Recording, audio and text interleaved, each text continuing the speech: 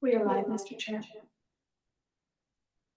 Morning, everyone. I'd like to call the meeting to order and acknowledge we are in Treaty One territory and home and traditional lands of the Anishinaabe, Ojibwe, Inuit, Cree, and Dakota peoples, and in the national homeland of the Red River Métis. Our drinking water comes from Shoal Lake 40 First Nation in Treaty 3 territory. I'd like to introduce the members of the panel this morning, along with the secretary to the board and the assessor. With me this morning is Ms. Del Oro and Ms. Schultz as panel members, and myself, I'll be sitting as chair. My name is Mike Caltrubleu. From the assessment department is Ms. Nichols, and the administrative personnel this morning is Ms. Morissette. To the Zoom participants of the hearing, please note you are placed in the waiting room until your property is called upon. When it is your turn, you will be admitted into the meeting. Kindly follow along on the City of Winnipeg Board Revision YouTube channel for the hearing process. Once the host admits you into the hearing, please close or mute your YouTube player. You will then be permitted to speak with respect to your property. Once your hearing has concluded, you can leave the meeting. We'll be hearing application for revision of the assessment roll in accordance with Municipal Assessment Act. The matters for which revision is requested have been described in each application, and we will limit discussion to those matters. The statements that are made at this hearing are sworn testimony, and anyone speaking to the matters must be sworn in. Be advised the comparisons of assessments of properties are not considered evidence of market value by the Board of Revision. The Board of Revision is appointed annually by council, and it is independent of it and the city administration. It makes its decisions on the basis of evidence provided at this hearing and issues a written order that will be mailed to all parties as soon as possible. Please note that the board's decisions with respect to any application may be appealed to the municipal board, the Manitoba Municipal Board, if the matter pertains to assessed value or classification, or to King's Bench if matters pertain to application of exemptions from taxation. Should you wish to appeal, information on how to do so will be included with the board's order. With respect to the hearing process, I will confirm the points of appeal with your property to be addressed with each applicant following the swearing in. We will then have the assessor's testimony, followed by questions that the applicant may have, and then the applicant's testimony followed by questions. Each side will have an opportunity to summarize if they wish. Once all evidence about the application has been brought forward, the applicant may leave. The process will repeat for each item on the docket today. The session will close after all applications have been heard, and the board will deliberate in private and make its decisions. You will receive the board's decision by registered mail as soon as possible. As for information, all public hearings are live streamed, recorded, and will be part of the public record. We'll be hearing items 3, 5, 6, 8, 10, 12, and 15 on our docket today. Ms. Morissette, please affirm the assessors and the applicant's testimony. Madam Assessor, please state your full name. Jennifer Nichols. Do you affirm that the evidence you're about to give at this hearing is the truth, the whole truth, and nothing but the truth? Yes, I do. Thank you. You may be.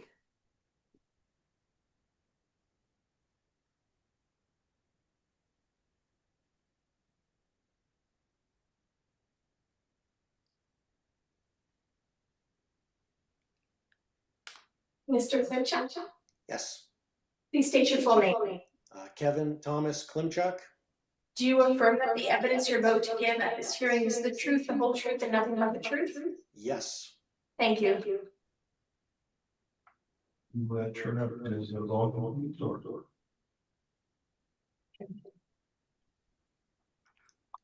All right, are there any preliminary issues this morning, Ms. Nichols? No, there are not. Okay.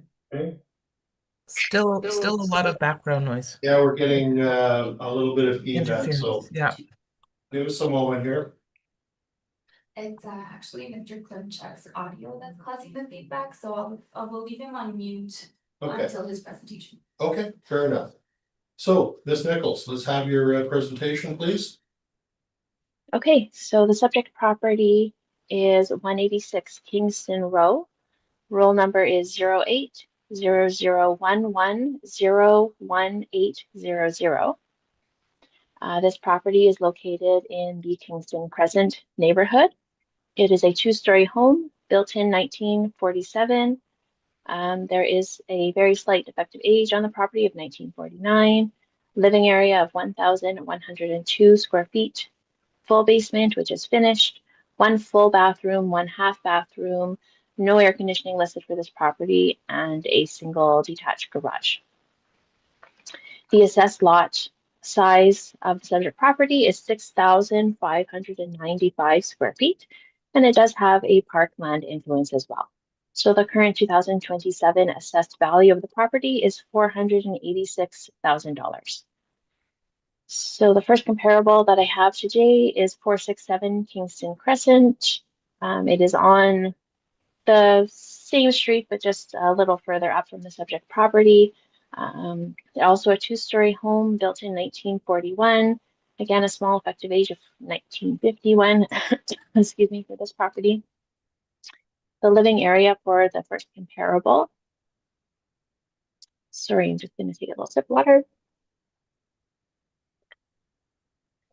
The living area for comparable number one is 1,782 square feet. Has a full basement, which is finished. And this property does have air conditioning. Sorry, I'm having a little tickle in my throat here. And no detached structures. Sorry, I'm just gonna have to take a minute. Yeah, go ahead.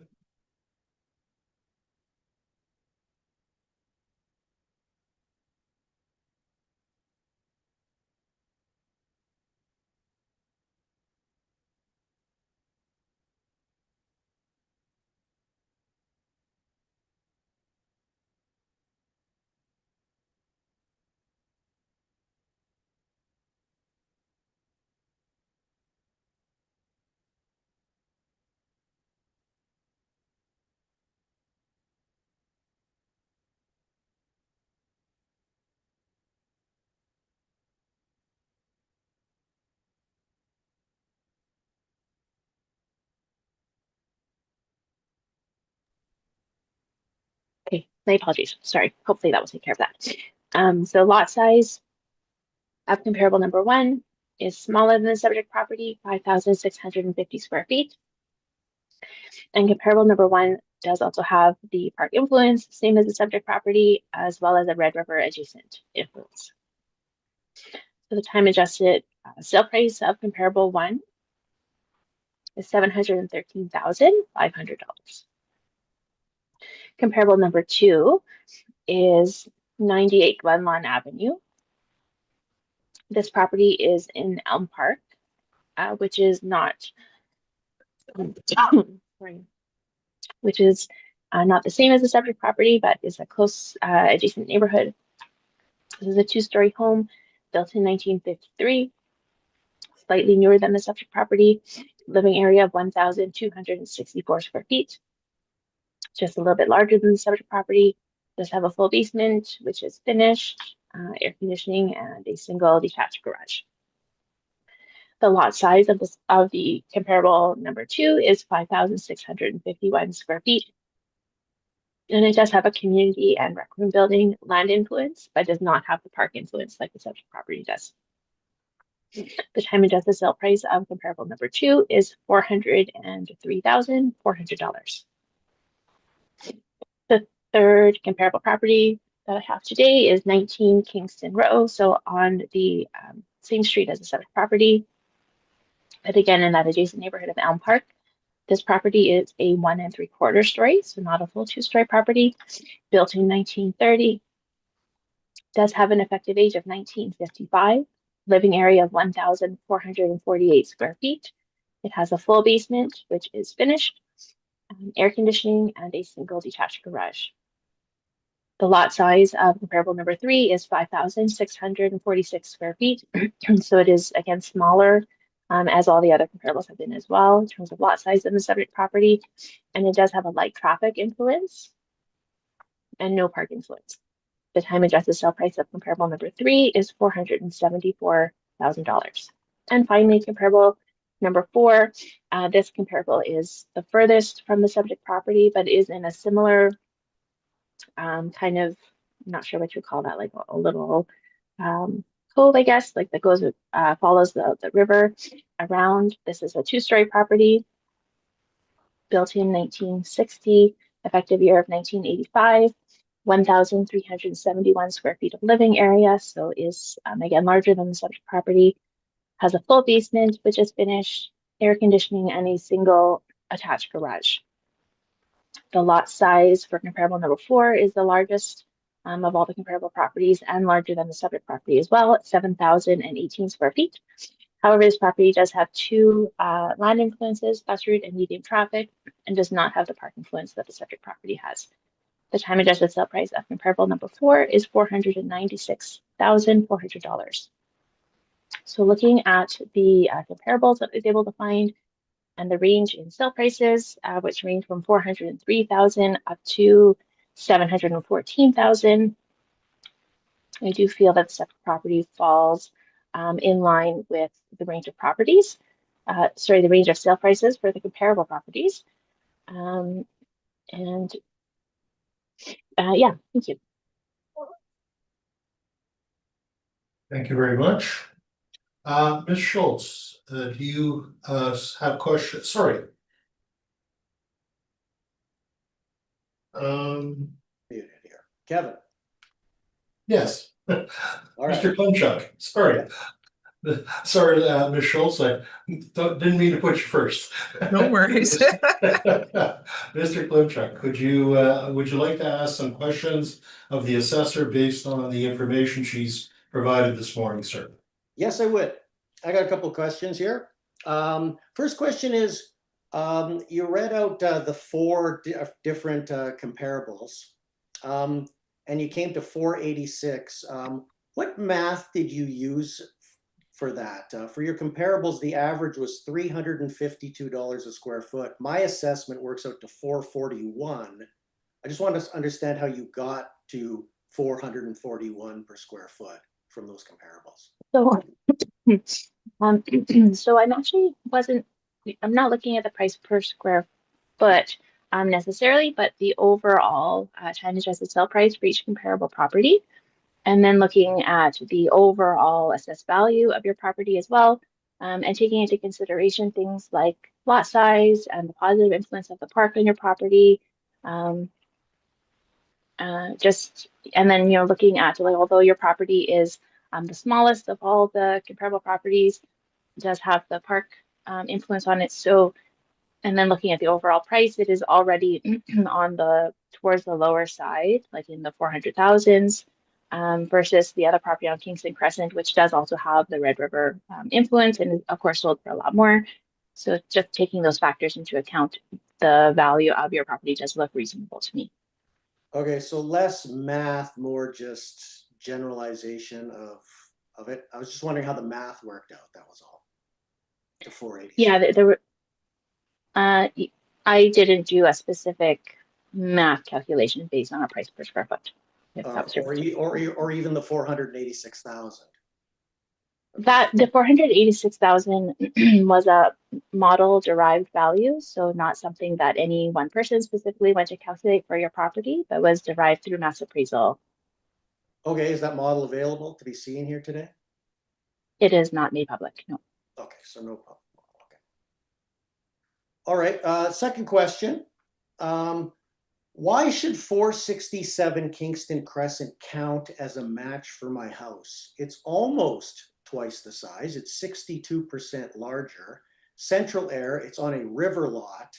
None of those apply to my house. I'd like to know what was done to make that comparison fair. So although 467 Kingston Crescent is a larger property and is on the river, so it does have that positive influence that your property does not have.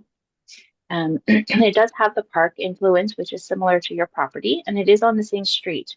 So it has that location kind of factor. And given that there are not very many comparable properties in general, it was, a bit of slim pickings in terms of showing what the value of the location is here.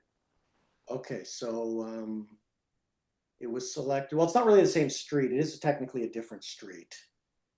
Right. Kingston Road, that's Kingston Crescent. Yeah, they are Different. connected though. Like it does change names, Well, but they are. But it is, yeah, it is a different street. But 62% larger is a significant difference. And I would ask the board in this case to look at that as a possible comparable that could be omitted. It's not just a comparable. I would look at that as a different class of home altogether. 62% larger has got to be a different class of home. My final question is, can you explain why 171 St. Vital Road is being used as a comparable for Region 9 property? I looked on the city's Region 9 sales book, which we're supposed to base all this evidence on, and 171 St. Vital Road does not appear in the Region 9 sales book. It appears in the Region 10 sale book, and that particular region has houses that are significantly higher in price. So why was 171 St. Vital Road being used as a comparable for a region in a region that it should not be in? So again, although 171 St. Vital Road is not in the same neighborhood as the subject property, there are not that many properties that sold in the area to rely on. So in that case, we do sometimes have to go outside of the neighborhood to find a comparable property. And 171 St. Vital Road is in a similar sort of, I guess, bend in the river, kind of sort of like the subject property is as well, just a little bit further south. So in that sense, the location is comparable in that sense, even though it's not in the same neighborhood. Well, it is. I'd like the panel and the board to know that it is supposed to be in the same region. I live in Region 9, 10. So I would like the board to consider disqualifying that, because we can't just pick ones that are in different regions just because you can't find any more comparables. If there's no comparables, you got to use what's available. You can't pick other regions, especially another region that has houses that sell for $4 million. There's houses. I'm sorry, I'm not hearing a question there. Is there a question? Yeah, well, I mean, that's a reply to your answer. That will come later, Mr. Okay, Clinton. that'll come later, that's fine. Questions of the information, please. Sure. Okay, that was my 3 questions that I had for that. Okay, anything further? You're good? I'm good. Thank you very much. Ms. Schultz, questions of the assessor? You're muted. Mr. Klimchuk, question? No. Don't I walk through my numbers now? Nope, not until we finish questioning the Okay. assessor. Sorry. I'll let you know. It's all good. Thank you. Linda, you're on mute still? You're muted still?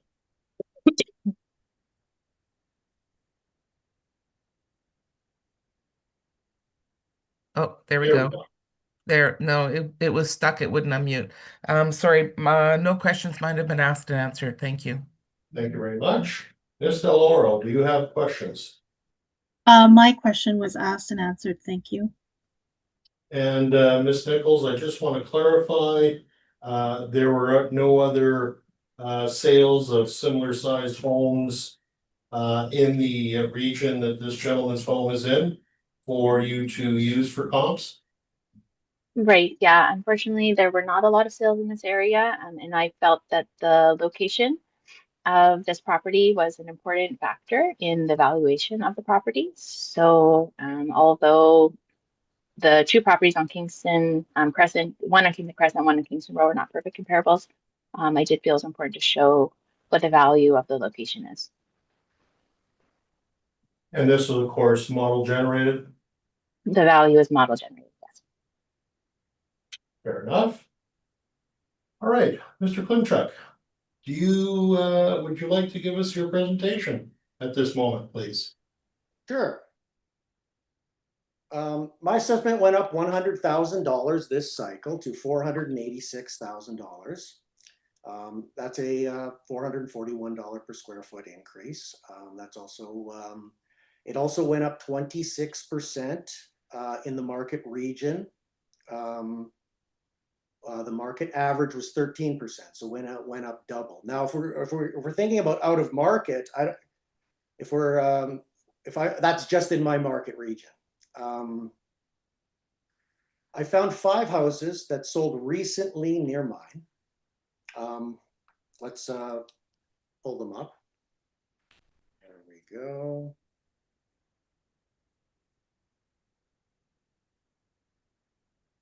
We have 29 Kingston Row, 1,028 square feet, sold for $316,500.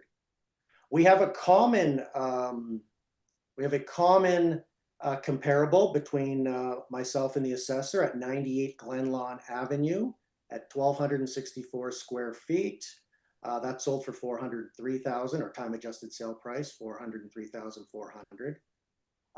426 Kingston Crescent, that's 1,384 square feet, sold for $432,000. 71 Springside Drive, 1,536 square feet, sold for $451,400. And 95 Elm Park sold for $132,000, or 1,320 square feet, sold for $468,000. This up here. The 5 houses adjusted for time adjusted sales price ranged between $294 and $355 per square foot. Every one is below what I'm asking to pay, and most are bigger than my house. Even the city's biggest example doesn't really help their case. If you want to keep 467 Kingston Crescent, it's 62% bigger than my house. Central Air River lot still only works out to $400 a square foot. If that's the best comparable, I mean, the city's evidence supports my case. And if the board decides the house isn't a fair match, I mean, it only helps my case because the other comparables average even less. So I'd like to ask the board to remove 171 St. Patel Road entirely, for the reason I raised earlier, as it's in market region 10, not market region 9. If the city doesn't have enough comparables, they can't just pick and choose anywhere they want in the city. That leaves the city with 3 comparables, and none of them get anywhere near $441 per square foot either. Based on everything here, mine and theirs, I'm asking for an assessment between $420,000 and $436,000. Great, That's my presentation. thank you very much. Ms. Nichols, do you have questions of Mr. Klimchuk? I do have a couple of questions, just regarding the comparable sales that were brought today. So 29 Kingston Row, what type of property is that? Is that a 2-story property like your property? Nope. I believe it's a 1 1/4, maybe. Let me just find it here. Let me just pull that up. Nope. Nope. That's correct. It's that's very similar to 467 Kingston Crescent. It's not really comparable to my property, I guess, if you want to look at it that way. Okay. Yes, thank you. 29 Kingston Row is listed as a bungalow on MLS. And my second question was regarding 426 Kingston Crescent. Was that property sold through MLS? MLS. Let me find out that. Is that sold through MLS? Wouldn't that say it in the sales book? I don't know why I have to answer how it was sold. Are you asking whether it was ever sold, or? No, I'm wondering whether it was a private sale or whether it sold. Oh, I don't know. Was listed on. I'm not sure. I'm not sure about that. It was listed in the Region 9 sales book. Okay, thank you. I just wondered because I didn't see it. Comparable, yes. Those are the only two questions that I had. Thank you. Ms. Deloro, do you have questions of Mr. Klimchuk? I do not. Thank you, Mr. Chair. Thank you. And Ms. Schultz, do you have questions of Mr. Klimchuk? No questions at this time, thank you. And I just wanted to suggest and ask, when were the dates of the sales that you've shown, sir? Do you know off the top of your head? I don't know off the top of my head. They were in the Region 9 book. I assume that's exactly the times that the city, within the range that the city says, before April 1st, 2025. But you're not 100 on whether they're all before. They should, all the ones in that sales book should be legitimate. I don't know exactly the dates of each one. I didn't mark them down. I went by what was in the book. Thank you, Mr. Klimchuk. Ms. Nichols, that book that he's referring to, are those sales just from the period prior to the reference date?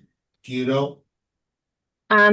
So in the sales information book, there are two books available on that website, but assuming that the property owner went to the sales book for this time period, yes, they should all be within the kind of that reference time period before April 1st of 2025. Okay. Thank you. That's information.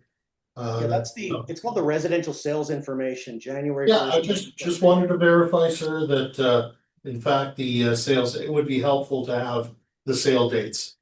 All right. So you were asking for a value between 420 and 436 based on the evidence that's provided by both sides this morning. All right. I think that concludes my question for you at this time. So thank you very much for your presentation. Do you have any final words, Ms. Nickel?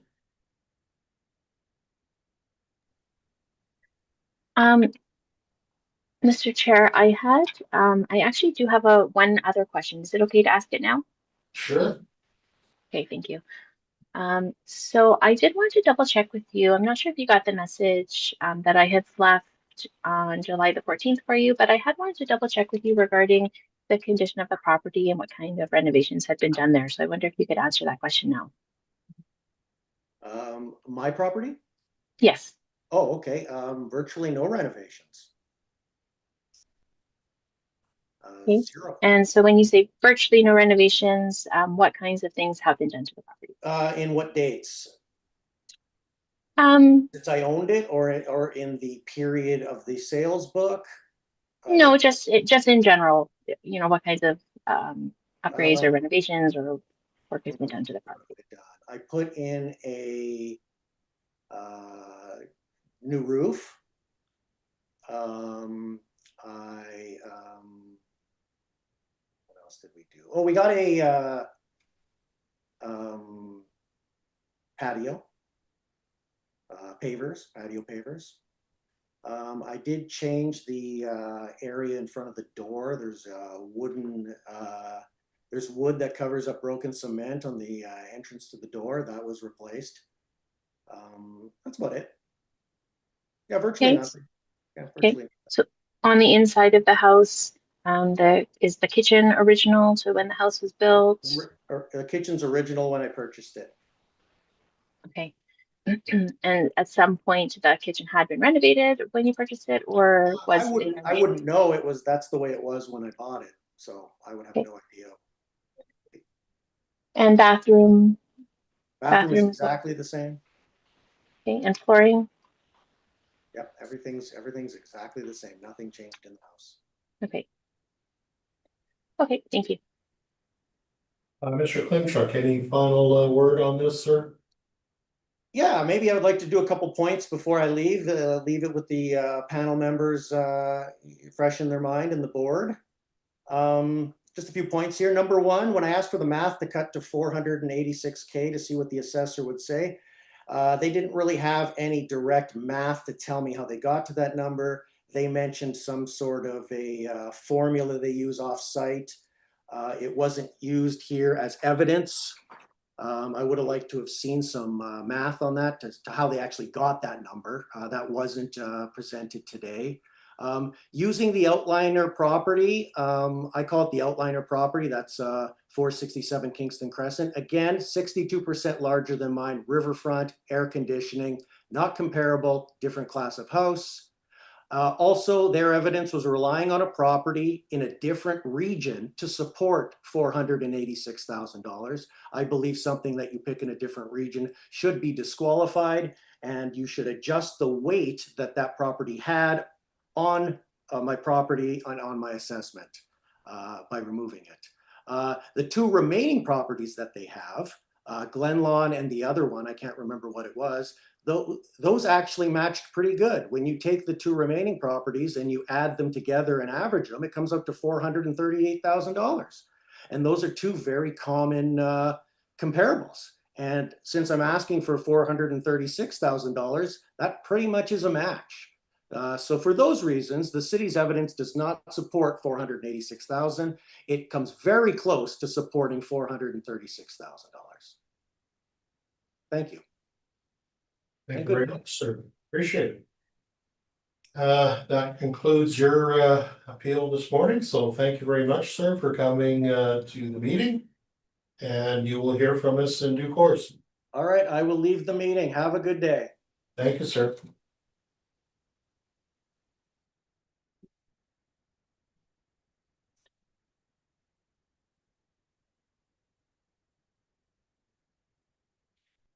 Okay, who's next? 74 Amersham? Amersham?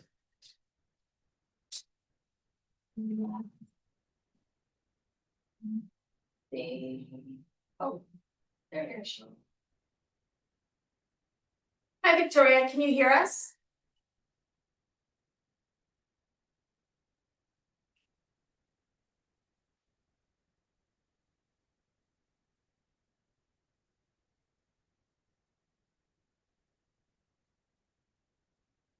Madam applicant? Can you hear us? She's muted. We can't hear you. Yes, let's take a quick recess to get the audio going from this applicant. So quick 5-minute recess, please. Thank you. We live? We're live, Mr. Chairman. Thank you very much. And welcome back. I would ask to have the applicant sworn in, please. Miss applicant, please state your full name. Victoria Ramnawaz. Do you affirm that the evidence you're about to give at this hearing is the truth, the whole truth, and nothing but the truth? Yes. Thank you. Ms. Nichols, can we have the presentation, please? Yes, so the subject property is 74 Amersham Crescent. Roll number is 08-008-044400. This property is in Dakota Crossing. It is a one-story home built in 1987. Living area is 1,463 square feet. The basement is a full part area basement, and a portion of the basement is finished. The property has one full bathroom, 2 half bathrooms, 1 shower, air conditioning, as well as a multiple attached garage.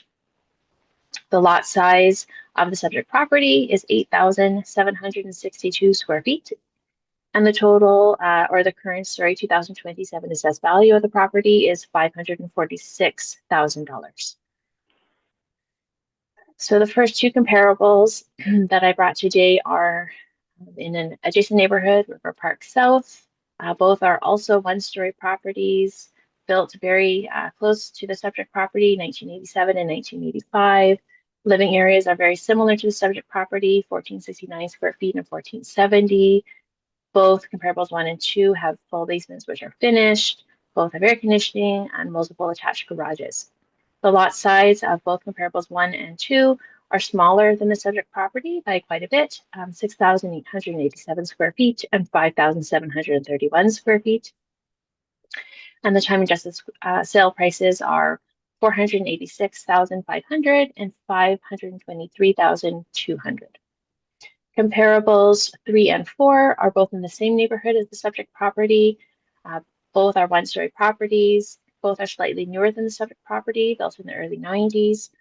The living area of comparables 3 and 4 is, again, quite similar to the subject property, just ever so slightly smaller, 1452 and 1455 square feet. Both have full basements, which are finished. Both have air conditioning, excuse me, multiple attached garages. And again, the lot sizes are quite a bit smaller than the subject property at 6,025 square feet, as well as 4,614 square feet for comparable number 4. The time adjusted sale prices of comparables 3 and 4 is $583,700 and $520,400. Judging from the photos on MLS, comparables 1, 2, and 3 are all in fairly original condition. And comparable number 4 had some level of renovation to the kitchen I had noted as well. So looking at the time adjusted sale prices of the comparable properties, the sale prices range from about $487,000 up to $584,000. And the subject property is sitting at $546,000. So given how similar the comparable properties are to the subject in pretty much every way, except for the assessed lot size, which the subject has a significantly larger lot than the comparable properties I was able to find, I do believe that it is appropriate for the subject property to be towards the higher end of the comparable sale price range. Thank you. Thank you very much. Ms. Ren, Ms. Applicant, would you like to ask questions of the assessor at this time? And you're muted at the moment. Oh, I'm muted? No, no, you're Oh, good. I'd Oh, like no, to you're ask good now. Sorry. It just looks, sorry, my apologies. That's okay.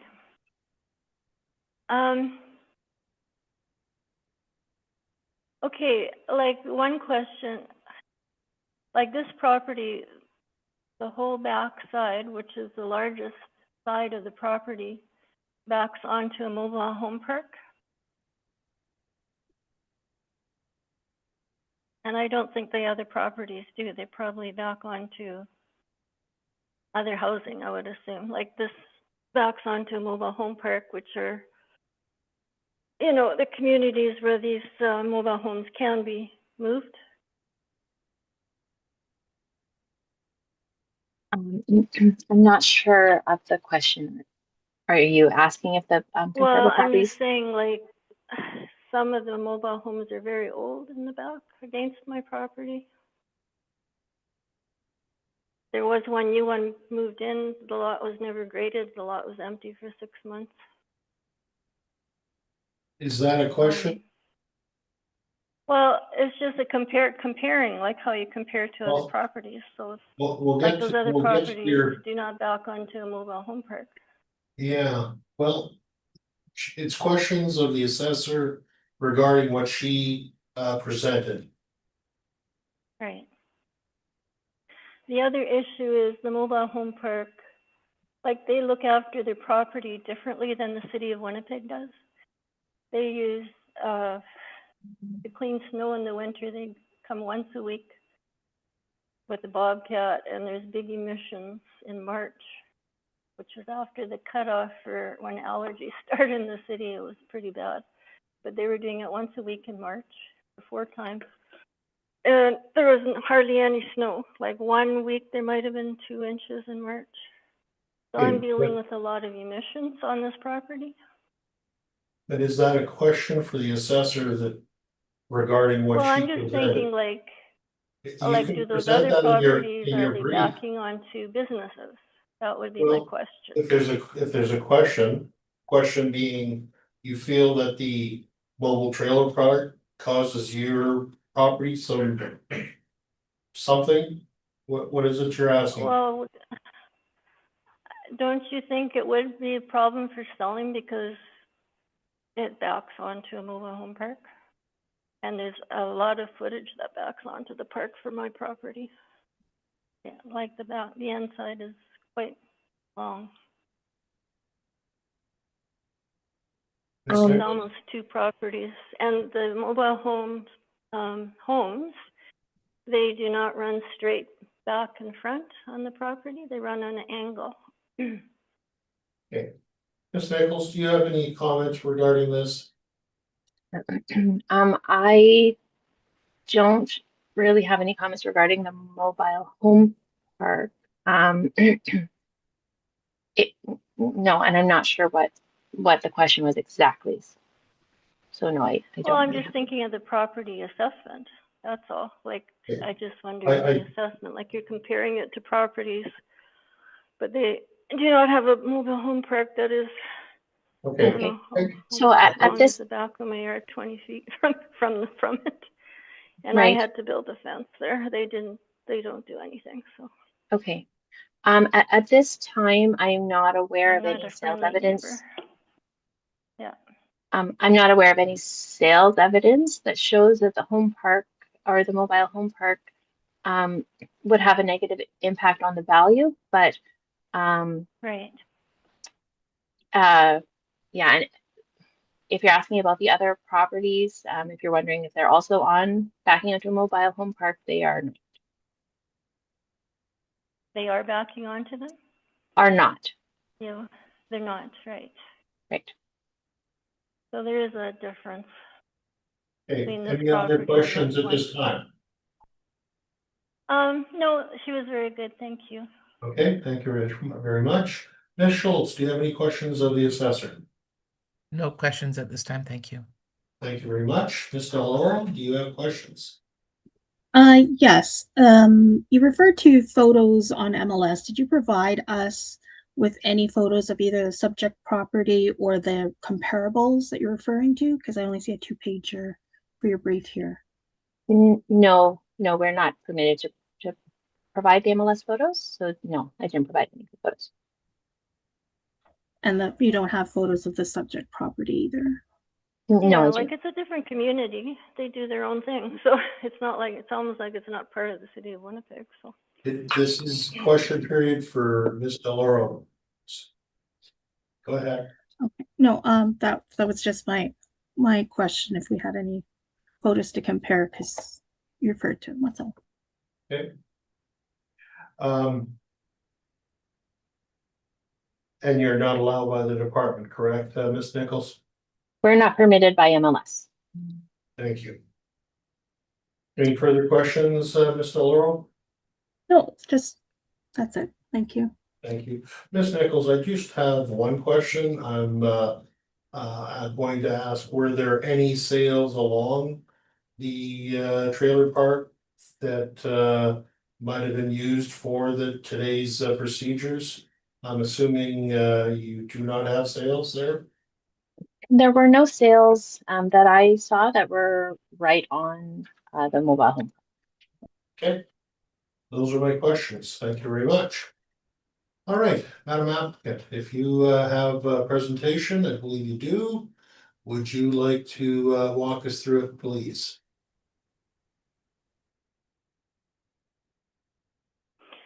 Are you talking to me or? Yes, sorry. Oh, I'm like, Ra- okay, Ranjuan, originally is I that- was is that asking you? about like trees, neighboring trees, because,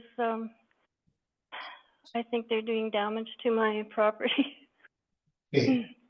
Do you have a brief, you've sent some information in. What would you like us to Right. look at, please? Well, my main concern right now is there's a Chinese elm tree that was not planted at 78 Amersham. And it hangs over my property. Now, there was a huge windstorm, I think Monday night.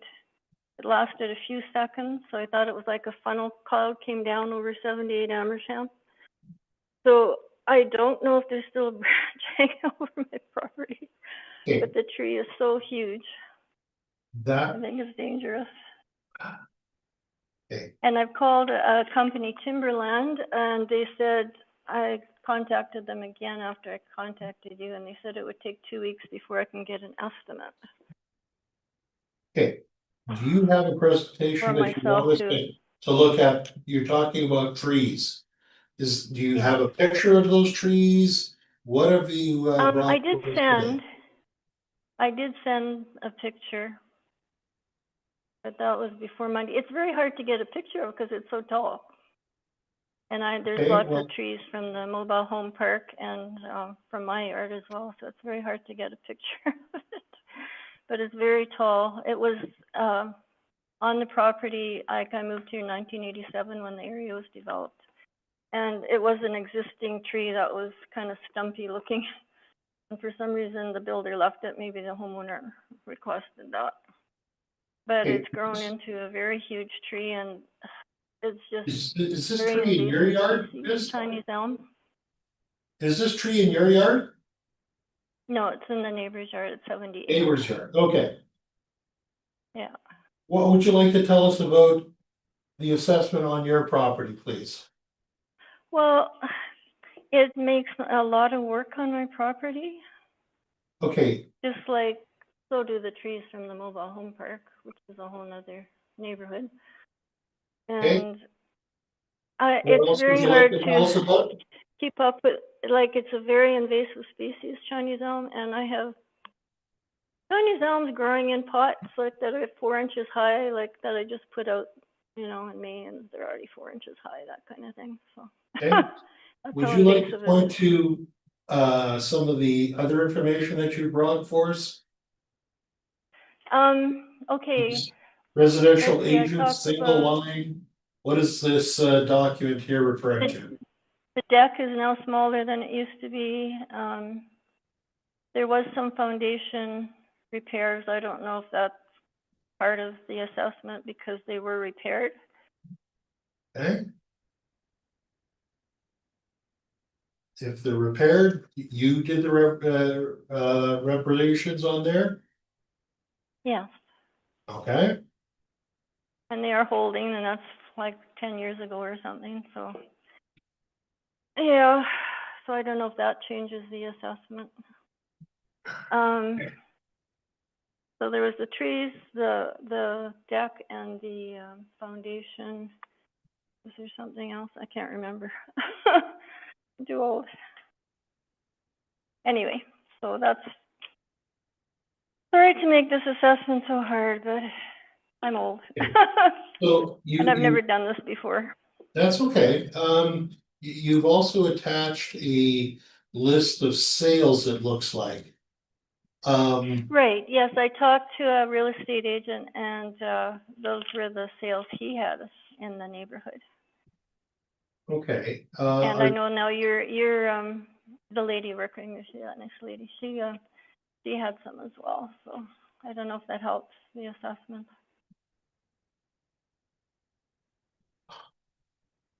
Okay, do you know anything other than what you've shown us here? Some of these sales look to be post-reference, it looks like, maybe I'm mistaken, but.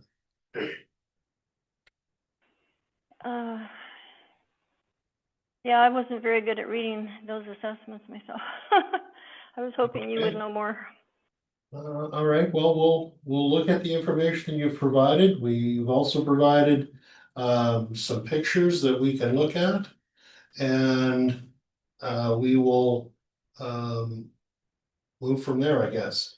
Okay, Is that pretty much what you wanted to bring forward then this morning? yes, thank you so much for Okay, taking this so time. It must we're be very going hard to do. We're gonna ask the assessor if she has any questions of you. So, Ms. Nichols, do you have any questions of the applicant? Mr. Chairman, my only question was really regarding the sale dates, which you already addressed. So I don't think I have any other questions. Thank you. Thank Fair you enough. for doing all that work for me. Very kind. Yeah. All right, Ms. Schultz, would you like to have some questions at this point? Asked and answered already. Thank you. No questions. Thank you so much. And Ms. Delaural, do you have any questions? Just one, for the applicant, what do you think what do you feel the value the assessment should be? What are you asking? Well, I'm thinking of like the work I have to do because of this invasive species tree, and to get somebody to come and spray my yard, and I have to be very careful because of, well, I did have bees. I thought they all died from something this year because it's the first time in 30 years I didn't have bees, but I saw a few in the afternoon yesterday zipping around my yard, so like those carpenter bees or whatever. And anyway, so the cost of that, to have that done yearly, is like 203 times a year, which is the least I can have done, which I don't want done too much. I don't want to kill the bees. I think it was $270 to have it sprayed 3 times a year to help get rid of some of the invasive weeds from my neighbor's trees. So the city has assessed your property at 546. What, Right, so and I 546,000? am paying a total, the municipal tax is 2,990, and then there's a street renewal thing, so. What do So you, I don't know what if are they you can asking? bring that down like 270 a year, which would cover my cost of the my neighbor's invasive weeds that are all over my yard. That grow inches in a year. Like I've got some on the other side that are 5 feet tall already. So I don't know. So I guess at the end of the day, or what number do you think your assessment should be then for your property? You're looking for a specific dollar amount, which is basically what you're trying to do is equate to the taxes. We can't do that. Right, like I don't know how to do that. Like assessment is 5,000. So if the assessment was like 450,000, like 50 or I don't know, less, how much would that bring it down? I don't know. Okay. I don't know how it works. 450 is what you said? Yeah, what would that bring it down to? We don't talk about taxes here, unfortunately, so Right. that'd be a fairly significant reduction in the assessment, of course. All right, Ms. Deloro, are you satisfied with the answer? 450,000, is that what you have determined is what you think your property Yeah, should like be I'm assessed at? comparing to other properties, but then like I say, I have a whole different neighborhood in my backyard that nobody else has, so. Okay, thank you. Further questions? I don't even know if Thank you, it's part of Mr. the city of Laurel. Winnipeg, because I know Calgary moved out their mobile home park, so I don't know if mobile home parks are actually part of. All right, we I do not have any further questions. With that, Ms. Nichols, do you have anything you'd like to wrap up with? No, I don't. Thank you. Thank you, Ms. Appleton. Would you like to give us any final thoughts on this?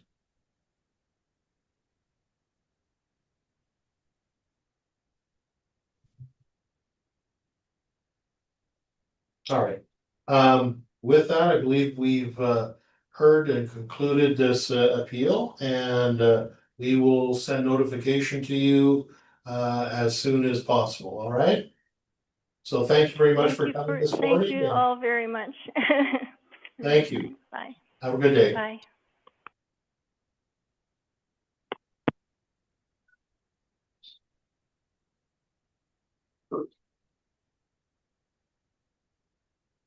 All right. Just give me a moment. We will get on to the next properties.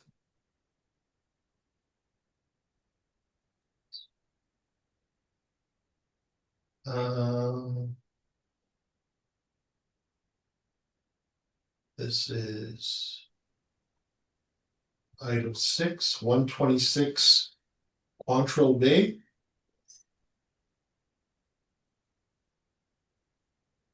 And can we swear in the applicant, Mr. Olszak? Olszak? Olszak. Olszak? Thank you very much. Olszak. Oleschuk. My apologies. It's very small from where I'm looking at, sir. So I'm about 10 feet away from it and it's my best guess. Can we have the applicants sworn in, please? Mr. Oleschuk, can you please state your full name? Ryan Oleschuk. Do you affirm that the evidence you're about to give at this hearing is the truth, the whole truth, and nothing but the truth? Yes. Thank you. All right. Ms. Nichols, can we have your presentation, please? Okay, so 126 Quantrell Bay, roll number is 080209038000. This property is located in Dakota Crossing. It's a one-story home built in 2001, living area of 1,254 square feet. This property has a full basement, which is finished, one full bathroom, 2 half bathrooms, 2 showers, air conditioning, a multiple attached garage, as well as a sunroom. The assessed lot size of the subject property is 7,440 square feet. And this property does have land influences of bus route, external corner, hydro transformer box, and light traffic. The current 2027 assessed value of the property is $570,000. The comparable properties that I was able to find are all located in the same area as the subject property. All are one-story properties and all were built in the early 2000s, from 2002 to 2006 were the year built. The living area ranges from 1,239 square feet on the small end, that's comparable number 2, up to 1,408 square feet on the larger end, that's comparable number 4. But all are fairly close in size to the subject property. All the comparable properties have full basements, which are finished. Each comparable property has 3 bathrooms, same as the subject property, all have air conditioning, all have multiple attached garages, and comparables 1 and 2 also have a sunroom, same as the subject property. The lot sizes range from 4,395 square feet on the small end, so that's comparable number 3, up to 6,385 square feet, that's comparable number 1. However, all the comparable properties have a smaller lot size than the subject property. In terms of land influences, comparable number 1 has the most similar land influences. It also has bus route, external corner, hydro, transformer box, and late traffic. But all of the comparable properties do have some degree of similarity in terms of influences. So you can see comparable number 2 also has bus route, external corner, and light traffic. Comparables 3 and 4 both have bus route and light traffic. The time adjusted sale prices of the comparable properties range from $533,700 up to $607,200. The comparable property did sell. The registered sale date is May of 2022. It did sell for $529,000. And the time adjusted sale price of the subject property sale was $554,900. And so in this case, I am recommending a reduction to $555,000 just to bring the value in line with the time adjusted sale price of the subject property. Thank you. Thank you, Ms. Nichols. Mr. Oleschuk, were you aware that they were recommending a reduction, sir?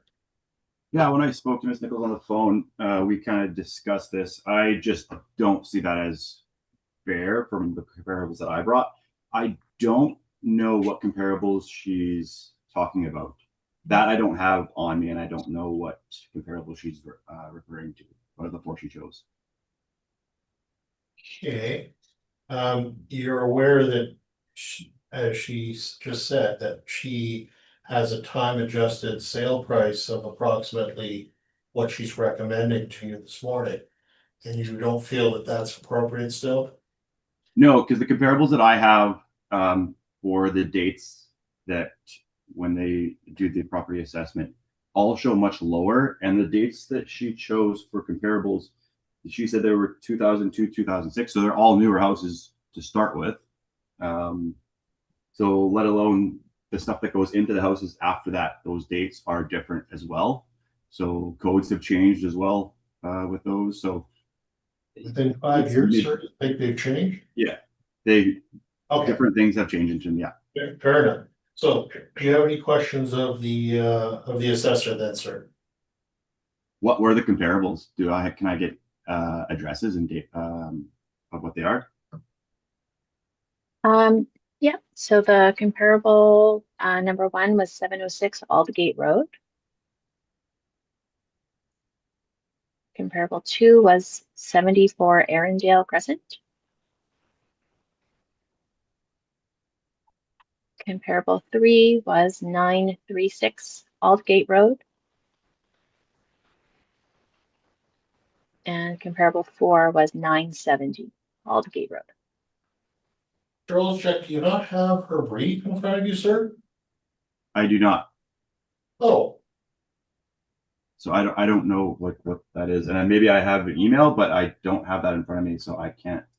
Otherwise, I'm not referencing it. the board would have sent a copy of that to you, would they not have? It should be, you should have it available to you, sir.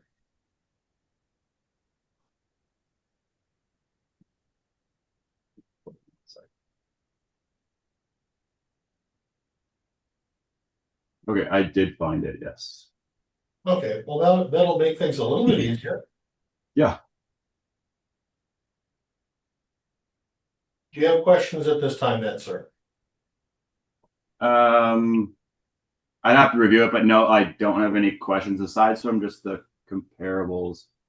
Aldgate is a different route. Yes, there is buses, but the bus routes that have changed are different. So I don't think that they're truly accurate to comparables because it is a different street, but sure, yeah.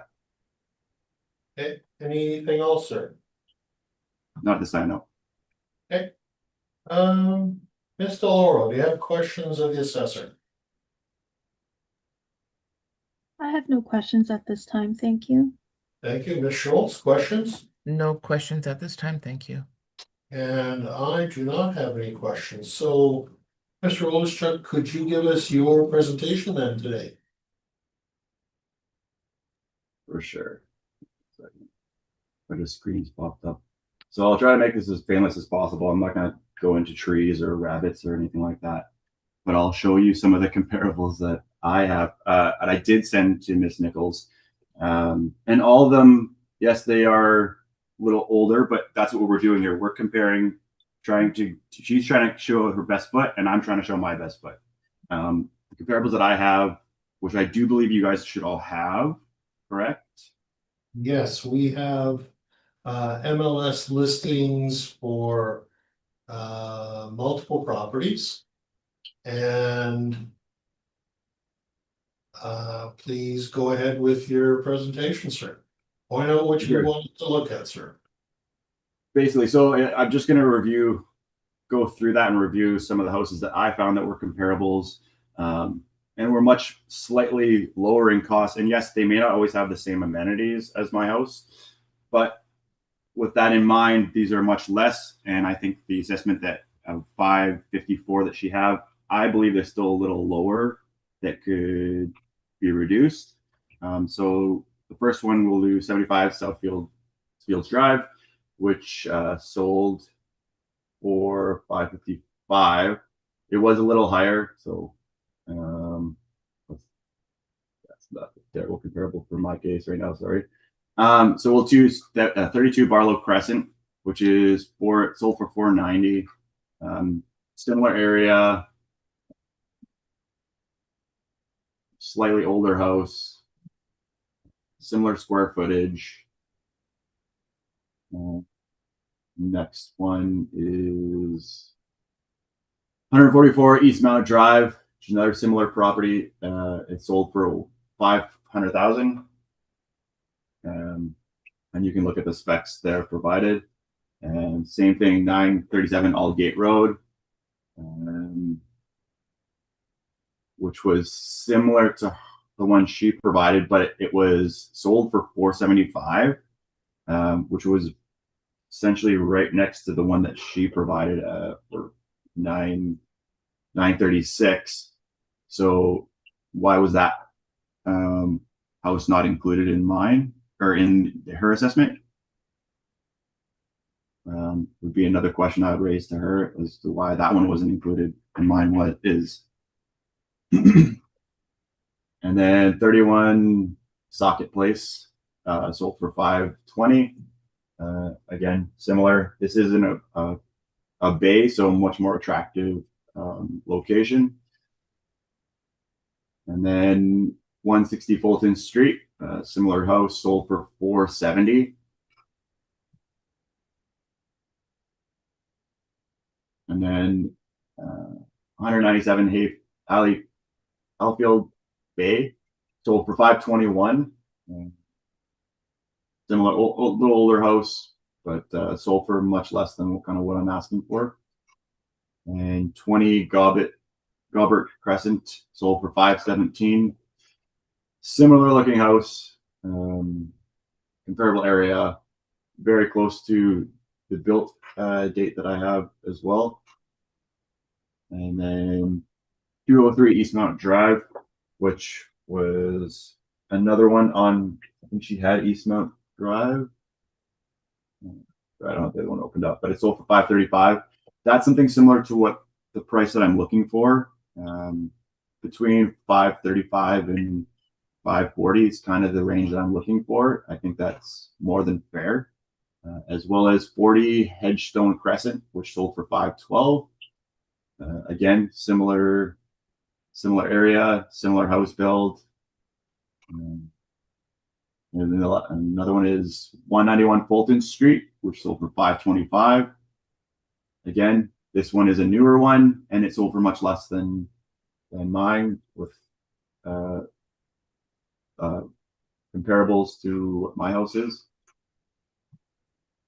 Another one is 27 Cumming Street, which sold for $518. I can keep listing these if you guys want, or you guys can just refer to them.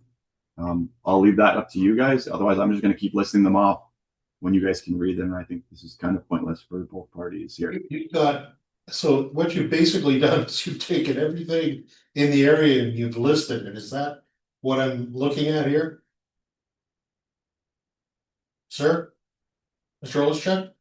Yeah, everything in the area that is listed that I found that was for me, Fair enough. that I'm trying to compare. So I'm trying to build a case, right? And this is what I bought. All right, so you have many sales that you've shown. And you're saying that you feel that your value should be between what numbers then? So for me, I'm looking somewhere between 530 and 540. That's what I think is ideal for me. Like, the bus routes have just changed in the last year, which we spoke to Ms. Nichols, and she told me that there was no assessment done on that change, because with that change provides much more noise pollution, chemical pollution, as well as the Long John Forsyth. It's a major like medical street where ambulance, fire trucks travel at a consistent rate.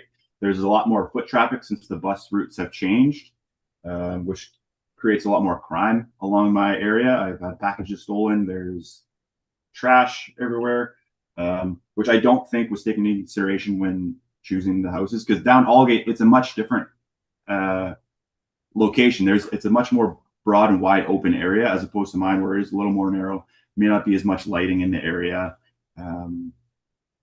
So I don't truly think that they're as comparable as what she's presenting. But like I said, I'm looking for a fair evaluation, and I just think it could be a little bit lower, and I would like to meet somewhere in the middle, or at least somewhere closer to what I believe is more indicative of what property's worth. Because the previous year, the house was the property assessment value was $511,000, and then it jumped up to $570 the following year with just this one. So even with her evaluation is saying it is appraised too high, I still think it is quite high for that jump, and with the comparables that I've presented. Okay. I take it that's your submission then, sir? Yeah. Okay. Ms. Nichols, do you have questions of Mr. Olischuk? I did have a couple of questions. And so I guess maybe I will start though by answering the question that was asked of me. So 937 Aldgate, which was, I believe, the fourth comparable that you had mentioned. You're wondering why I didn't choose that as a comparable in my own report. The reason that I didn't choose as comparable is because this property does have a full part area basement as opposed to a full basement. So basically what that means is that although the square footage of the property looks like it's similar to yours, the basement would be smaller because part of the basement is not a full basement that could be developed. As well, this property does not actually have a finished basement, or didn't at the time of sale anyway. And so for that reason, I felt it wasn't as comparable as some of the other properties that I chose. And then some of the other questions that I had for you was just regarding, I guess mainly regarding the year built and a lot of the comparables. So I had noted that 12 out of 17 of the comparables that you presented today were built in the 1990s or even the 1980s. And so I just wondered if you would agree that an older home built in the 80s or 90s would likely sell for less, all else being equal, than a home that was built in the 2000s.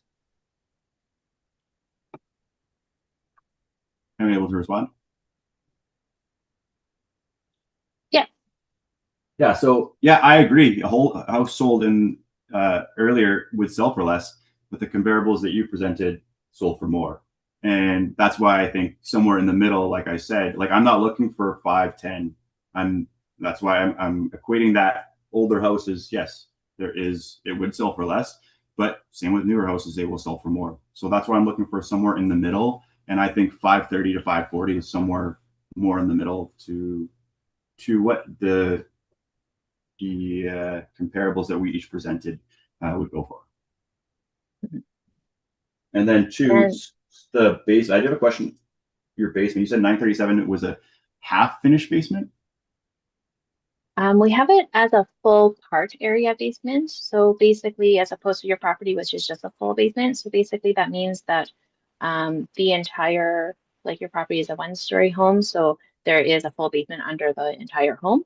Whereas a property that has a full part area basement would not have a full basement under the entire home. There would be a portion of it where there was no full basement under that part of the home. So it makes the square footage of the basement smaller. Yeah. Right. Okay. Yeah. Yeah. Any Okay, further and then questions, Ms. Nichols? Yeah. and then I guess I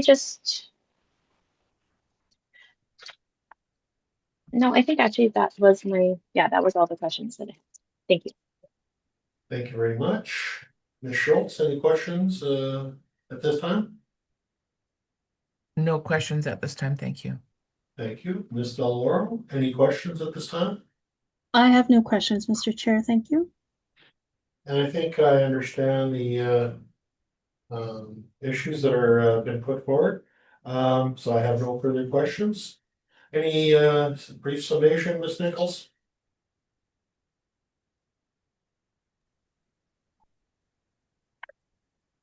In summation, I do feel that the comparables that I was able to find are similar in both property type, year built, square footage, property influences.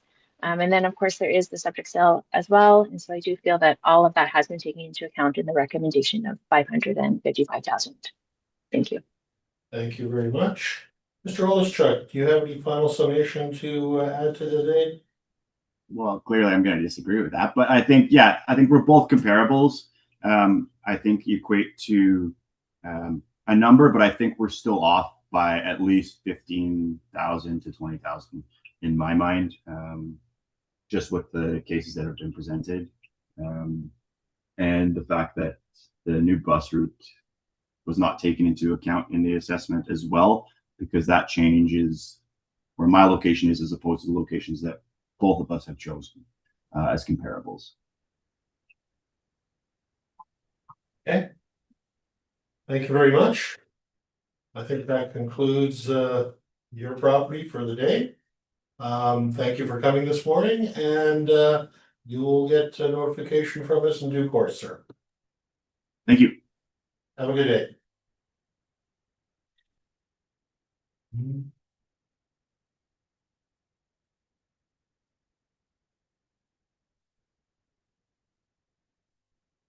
There was no one in attendance for item 8. We'll put that to the bottom. And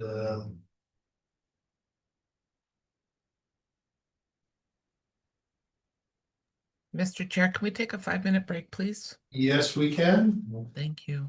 Thank you very much. Mr. Chair, waiver. Thank you very much, and welcome back, everyone. Mr. Durko, could we get you sworn in at this time? Certainly, yeah. Mr. Durko, please state your full name. Miles Jeffrey Durko. Do you affirm that the evidence you're about to give at this hearing is the truth, the whole truth, and nothing but the truth? Yes, I do. Thank you. Ms. Nichols, could we have your presentation on 83 Northport Bay, please? Yes. So the subject property is 83 Northport Bay. Roll number is 060930484400. This property is located in Royalwood. It is a one-story home built in 2006. 2,240 square feet of living area. It has a walkout basement, which is finished, 3 full bathrooms, 1 shower, air conditioning, and a multiple attached garage. The lot size of the subject property is 12,808 square feet. This property does have a hydro transformer box, land influence, as well as a retention pond adjacent. The total 2027 assessed value of the subject property is currently $1,109,000. So the first comparable that I brought today is 82 East Oak Drive, also located in Royalwood, also a one-story home built in 2009, 2,150 square feet of living area, also a walkout basement, which is finished, same as the subject property, air conditioning, and a multiple attached garage. This property also has the retention pond adjacent land influence, and the lot size is similar to the subject property, 11,518 square feet. The time adjusted sale price of comparable number 1 is $1,255,000. I had noted that this property was actually a private sale, but it was listed on MLS just before selling privately, so there were photos to view there. Comparable number 2, 45 Waterton Drive, also in Royalwood, also a one-story built in 2006, which is named with the subject property. Total living area of 2,374 square feet, so it is slightly larger than the subject property. Has a walkout basement, which is finished, multiple attached garage, and this property does have a pool as well, an in-ground pool. The total lot size of comparable number 2 is 12,285 square feet, so pretty similar to the subject property, and it does have the retention pond adjacent to land influence. The time adjusted sale price of comparable number 2 was $1,183,400. Comparable number 4, 24 Boardroom Bay, also in Royalwood. This property was built in 1998, but it does have an effective year built of 2003, so it has been renovated to try to bring it somewhat to the standards of 2000s. The total living area is 2,099 square feet. So it is smaller than the subject property, but it does have a walkout basement, which is finished, which is named as the subject property. It does have air conditioning, does have a multiple attached garage, and this property also has an in-ground pool. The total lot size of comparable number 3 is 19,413 square feet. So it is a larger lot than the subject property, but it does have the retention pond adjacent land influence, which is the same as the subject property. The time adjusted sale price of comparable number 3 was $1,606,400. And finally, comparable number 4 was 58 Blue Sun Drive. This property is in Sage Creek, which is an adjacent neighborhood, so it's not the same as the subject property. But I did note that the style of this house from the front was similar to the subject, so it is still a similar home, even though it's not in the same area. This property is a one-story home built in 2012, so a few years newer than the subject property. It is smaller than the subject property, 2,005 square feet of living area, but it does have the walkout basement, which is finished, does have air conditioning and a multiple attached garage. The lot size of comparable number 4 is 16,396 square feet. So again, a little bit larger than the subject property, but it does have the retention pond adjacent, which is same as the subject property. And the time adjusted sale price of comparable number 4 is $1,096,900. So looking at the comparable properties that I was able to find, I do feel that the subject property of $1,109,000 falls in line with the time adjusted sale prices of the comparable properties. Thank you. Thank you very much. Mr. Durkle, do you have questions of the assessor based on our information provided? No, I don't have any questions regarding those comparables. Okay, fair enough. Ms. Del Oro, any questions of the assessor? I have no questions. Thank you, Mr. Chair. Thank you very much. Ms. Schultz, questions? No questions at this time. Thank you. Thank you. And I will. I was just going to look at the time adjusted sale prices that you have for the subject property. And I see per square foot, you have fairly large range from approximately $500 a square foot up to $765 a square foot. Any comment with respect to that, Ms. Nichols? So I do think that the range in price per square foot here is reflecting the size of each property. So the smaller the property, the larger the price per square foot. So comparable number 3 is the smallest at 2,099 square feet of the 3 that are in Royalwood. Sorry. And so that property sold at the highest price per square foot versus comparable number 2, which had the lowest price per square foot and is the largest property, 2,374 square feet. The subject property is at 495 per square foot. So it is actually lower than any of the 3 in Royalwood and is also lower than the property in Sage Creek, which is another similar property, but of course in another area. So I do think even per square foot, the subject property is in line with the comparables. Thank you.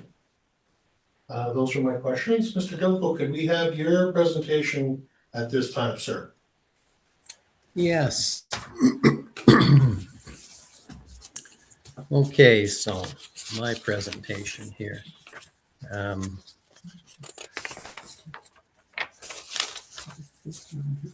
On page 2, I purchased my property December 7th, 2018 for $791,738.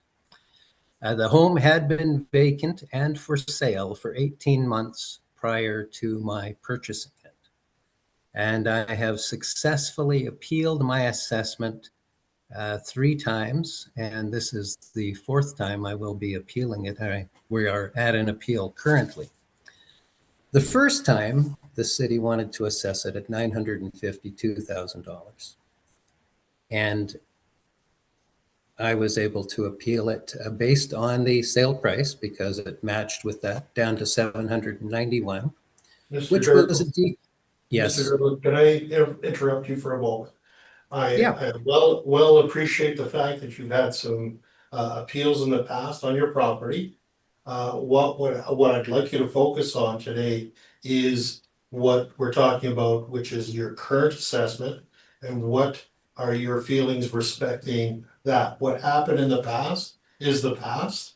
If we could just get you to focus on the current assessment, please.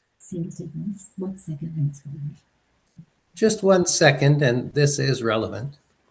I will finish this process here because it did decrease 17%, and I had to appeal it to get that to happen. Otherwise, the city would have left it assessed at $952,000. But you can appreciate that that's irrelevant to the conversation today, sir. Like, no, excuse me. I can appreciate that you're showing me this, but it's not relevant to the assessment of today, sir. What happened before does not have relevance to today's discussion.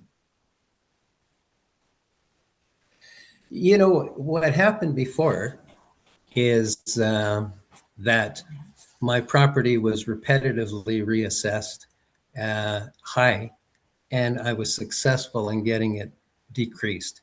But okay, I will carry on from here. Please.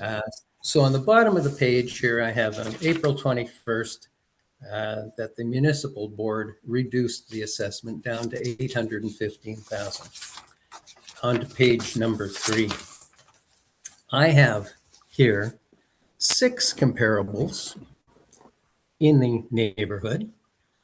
2 of them, the assessor has included, 16 East Oak and 82 East Oak and 45 Waterton are the 2 comparables the assessor has included. I've also included 96 Bridgetown, 58 Yorkwood, and 48 Waterton. Those houses are all bungalows. They're all built in very similar years, very similar square footage.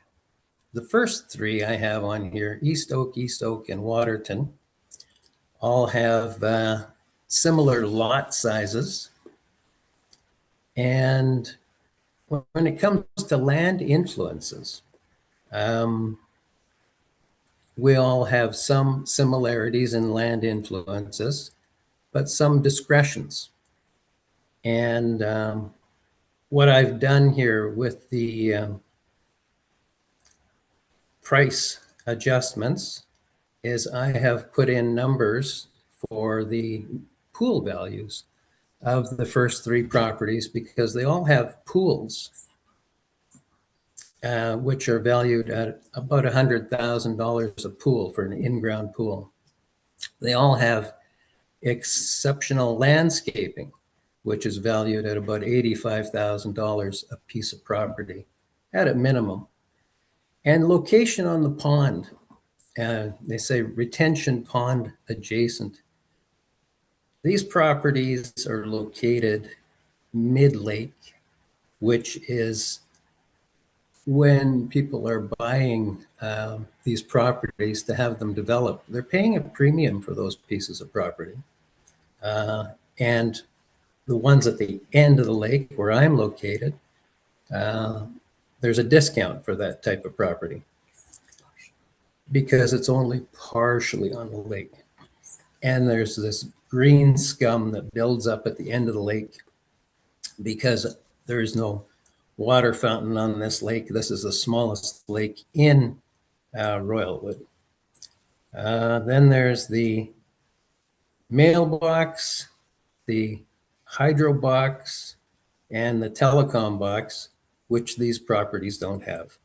And I've attached a $75,000 premium or discount for that, along with the houses that they have, East Oak being the second biggest lake in Royalwood, is a more desirable location on the lake there. Even the properties across the street would turn around and devalue in my situation. So I've built that into the price. I've adjusted their prices by these 3 that are all on the lakes here, by $410,000 for these numbers, bringing their price per square foot and their value adjusted down to $913, $845, and $773 to normalize it with my value adjusted price that I should be at.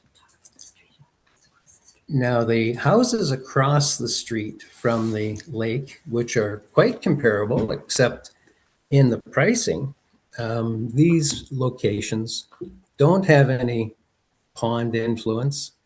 They don't have any hydro boxes. What do they have there? they don't have excessive landscaping, and their prices are being brought up. So in that situation, I've just reduced their prices by the $75,000 for the landscaping. For the hydro boxes and the mailbox that I have here on adjacent to my property.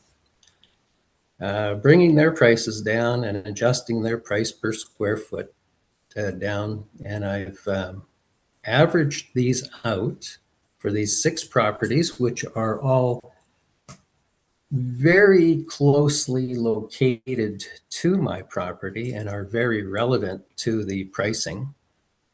The ones that are on the lake, at least are in mid-lake. They don't have the road influence. Like I see the road.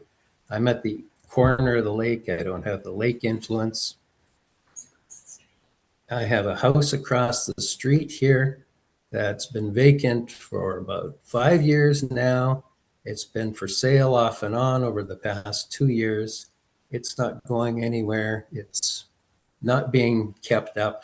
It's a negative influence to the value of the properties here in the neighborhood. Now, should I go on to, I'm going to continue on here with my presentation. I'm on to page number 4. Those are comments. Yeah. So on to page number 24. So anyways, So in summary, so the average price of all the 6 properties is $377,000. And my per square foot request is $385,000. I never did have an assessor reach out to me to discuss this whatsoever, which I am surprised that that never happened. But let's go on to page 4. So here, my 27 assessment is up 36% increase over the 4 years since the municipal board order had adjusted it to $815,000. I have no improvements made to my house, and it's still in the same location. It has not moved. It hasn't been improved. It hasn't gone anywhere. There's no justification as to why my home would increase in market value significantly over the other homes in the area. You can see by my model that I've adjusted it for those influences. The city doesn't seem to take those into consideration.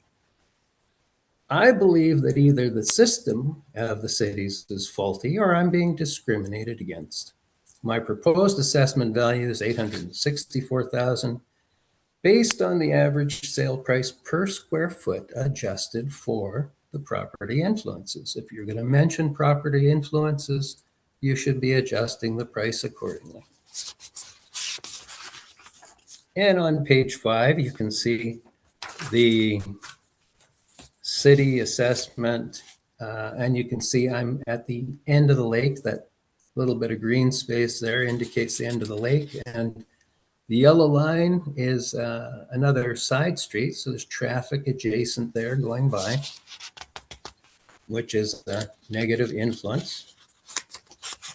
And on page 6 and 7, you can see the board revision that changed the assessed value back at that time to $815,000, which I think that year they wanted it to be $946,000. So that's my presentation. Thank you very much. Ms. Nichols, questions at this point? Yes, I did have a couple of questions. Thank you. Just looking at the page where you have your comparable sales, just a couple of questions regarding the adjustments. I noticed some adjustments on the 3 properties that are on the lake, the 2 on East Oak and Waterton. Are those adjustments based on the cost to install, for example, install the pool, do the landscaping and that kind of thing, or are they based on the market value added by those attributes? Both. Okay. And how did you derive the values?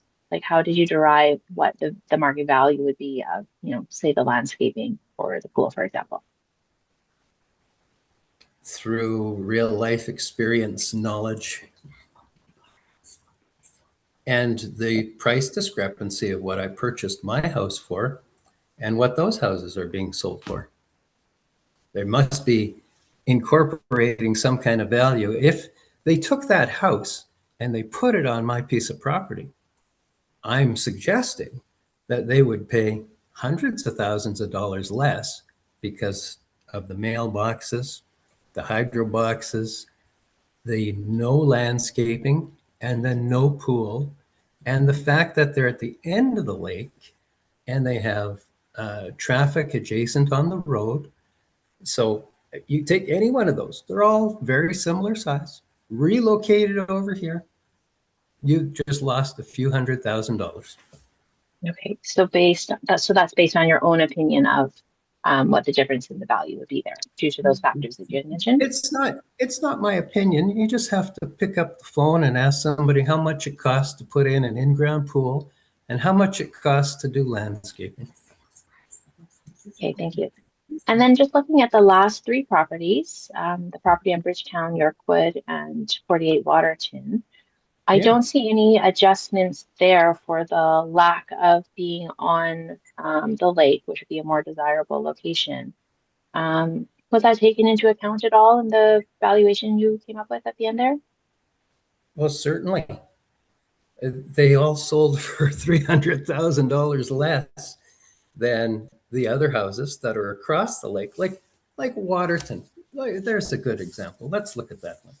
You look at Waterton, it sold for 45, which is on the lake, in the middle of the lake, sold for $1,150,000. The one across the street sold for $880,000, and that's literally across the street.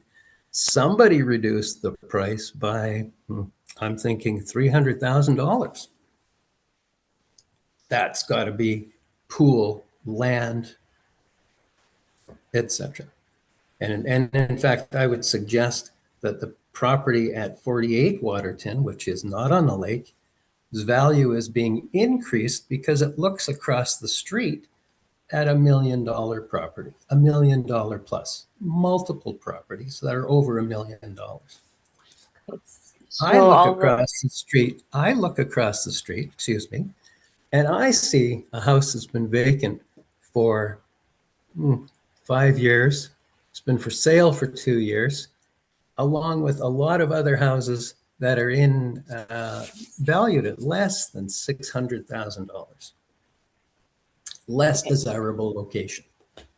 I understand. So in the final valuation here, then there would be an increase to the value of those three properties then due to being on the lake, correct?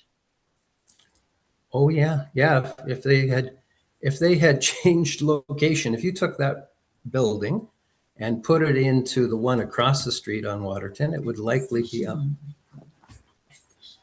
Okay. In the position of the lake. Yes. Thank you. Yeah, those are all the questions that I had. Thank you. Ms. DeLauro, any questions? I have no questions, thank you. And Ms. Schultz, any questions at this time? Just a couple of questions. So on the comparisons that you have for East Oak and Waterton, you've got the pool, landscaping location, mailboxes. Do you have any landscaping? Do you have the mailboxes by your place? Like, you've got no adjustments on your own property. Oh, I have adjusted it. It's down to $864,000. Okay. It was adjusted it to 864 based on what? Based on an average price per square foot, and devaluing it by these that are inflating those other prices. Okay, but so do you have landscaping? Do you have mailboxes? Yes. Okay, so all of those are in there, but you just haven't listed it. So I just don't know where you're coming up with, the difference. You're saying based on what? you've got all the other ones on the other properties saying 100 for the pool, 85 for landscaping, location 100, mailboxes 75, street house values 50,000, but you've got blank on yours. Yeah, if I had put all of those items in there and had been decreasing my value by $410,000, it would be down at 700 and something. It would be back almost at my purchase price back in 2018. Yeah, just trying to understand where you got the 864 Yeah. from based on, because you got nothing. I'm just trying to be reasonable with the pricing. So your ask is the 864 is what you want your assessment to be? That is correct, because I have all of these items that influence my property here, which is the hydro boxes, the mailboxes, and none of these others have that. And I do have that. But the other And properties then- you're saying have the mailboxes. No, they don't. No. They don't have mailboxes. I have mailboxes. If they turned around and had the mailboxes introduced, their prices would reduce down to this price that I'm trying to have it assessed. Okay. Excuse me, is there someone that'd like to add to this conversation? Because if that's the case, we need to swear that person in. I'm sorry. Oh, Mr. Jericho, sorry. Yeah, no, that's okay. That's okay. The comment here is Is there that someone that wants my- to make further comments, sir? Because if there is, I'd be happy to swear them in and she can talk all she wants. It's very, very distracting. Yes, I understand. No, and I will make the comment here that she wants to have expressed is that the mailbox is across the street from my house. Are across the street, not on your not property. on your correct? property. Thank you. Ms. Schultz, continue on, please. I'm good. No further questions. Thank you. Thank you very much. Now, I believe the assessor asked you the question. You have, and I believe you suggested using basically costs for some of the things that you feel are present in a couple of the properties that you have discounted, but you've used what you feel are costs for those individual items, being the pool, additional landscaping, and you've got a discount for the hydro box in your yard. That is in your yard, is it not? Yes, it is. Okay, and you feel that detracts from your value to the tune of $75,000? Along with the mailboxes. But the mailbox is across the street, sir. Is that not correct? It is correct. They're across the street. They're in. So how does that affect your they're- property, sir? Oh, because it's an eyesore. It's An eyesore. just Okay. like the hydro boxes. All right. I don't believe I have any further questions. Any summation at this time, Ms. Nichols? Yes, thank you. So in summation, I do feel that the comparable properties that I brought today are all very similar to the subject property in terms of gear built, living area, and as well as attributes like having the walk-up basement, being on the retention pond, lot size. And I do feel that the time adjusted sale prices of the comparable properties very strongly support the assessed value of $1,109,000. Thank you. Thank you very much. And Mr. Durko, do you have any further final summation to make, sir? Yes, I do. I have a comment regarding the two outliers of the comparables here that was brought in by the assessor. The one on, what is that? Boardroom Bay, which is on the primary biggest showpiece lake in Royalwood that includes the fountain, which is visible from this piece of property, which is 20,000 square feet of property. really should not be included in this comparable whatsoever. The time adjusted sale price is 1,606,000, and yet the assessed market value is 1,319,000, which is actually a decrease of 11%. I don't think that one should be included, but you know, it went down 11%. The other one that was included was the comparable number 4, which is over in Sage Creek, which is a newer build. And it has schools and a self-contained community, which I would imagine, must add value here. It's got a large piece of property, again, bigger piece of property, and on the lake. It's out of the community. I believe it skews the comparables and really should not be included. Let's comment on those and that one. Just for your information, the value and then the assessed market value only changed 3%. Not like mine, which went up 26. And in closing, my 6 comparables, which are all within blocks of my house, not off in Sage Creek or up in North Royalwood, are extremely relevant. The pricing of the houses that aren't lake adjacent, like myself, I'm at the very end, are more relative to the value of my house, versus the other 3 comparables, which, and I can't emphasize this enough, is that when they're mid-lake, the property value of a mid-lake house is considerably more than the property value of somebody who's lake adjacent at the very end of the lake.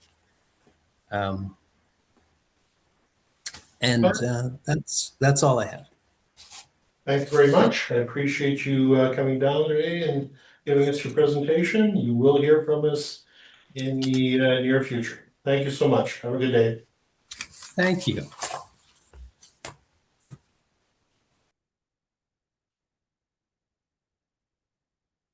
All right.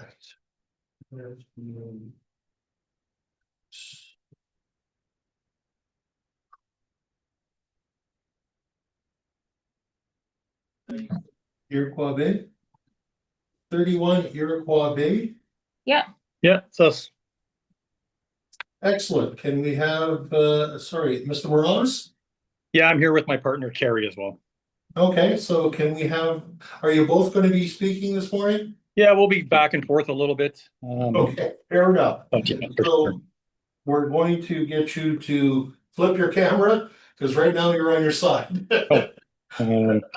There we go. Oh, there we go. And Okay. can we get you both sworn in then, please? There we go.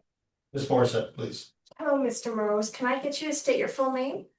Yeah, it's Chad Morales. Do you affirm that the evidence you're about to give at this hearing is the truth, the whole truth, and nothing but the truth? Yeah, that's correct. Okay, Mrs. Applicant, can I get you to state your full name? Carrie Lynn Wilkinson. Do you affirm that the evidence you're about to give at this hearing is the truth, the whole truth, and nothing but the truth? Yes. Thank you. All right, Ms. Nichols. Can we have your presentation on this property, please?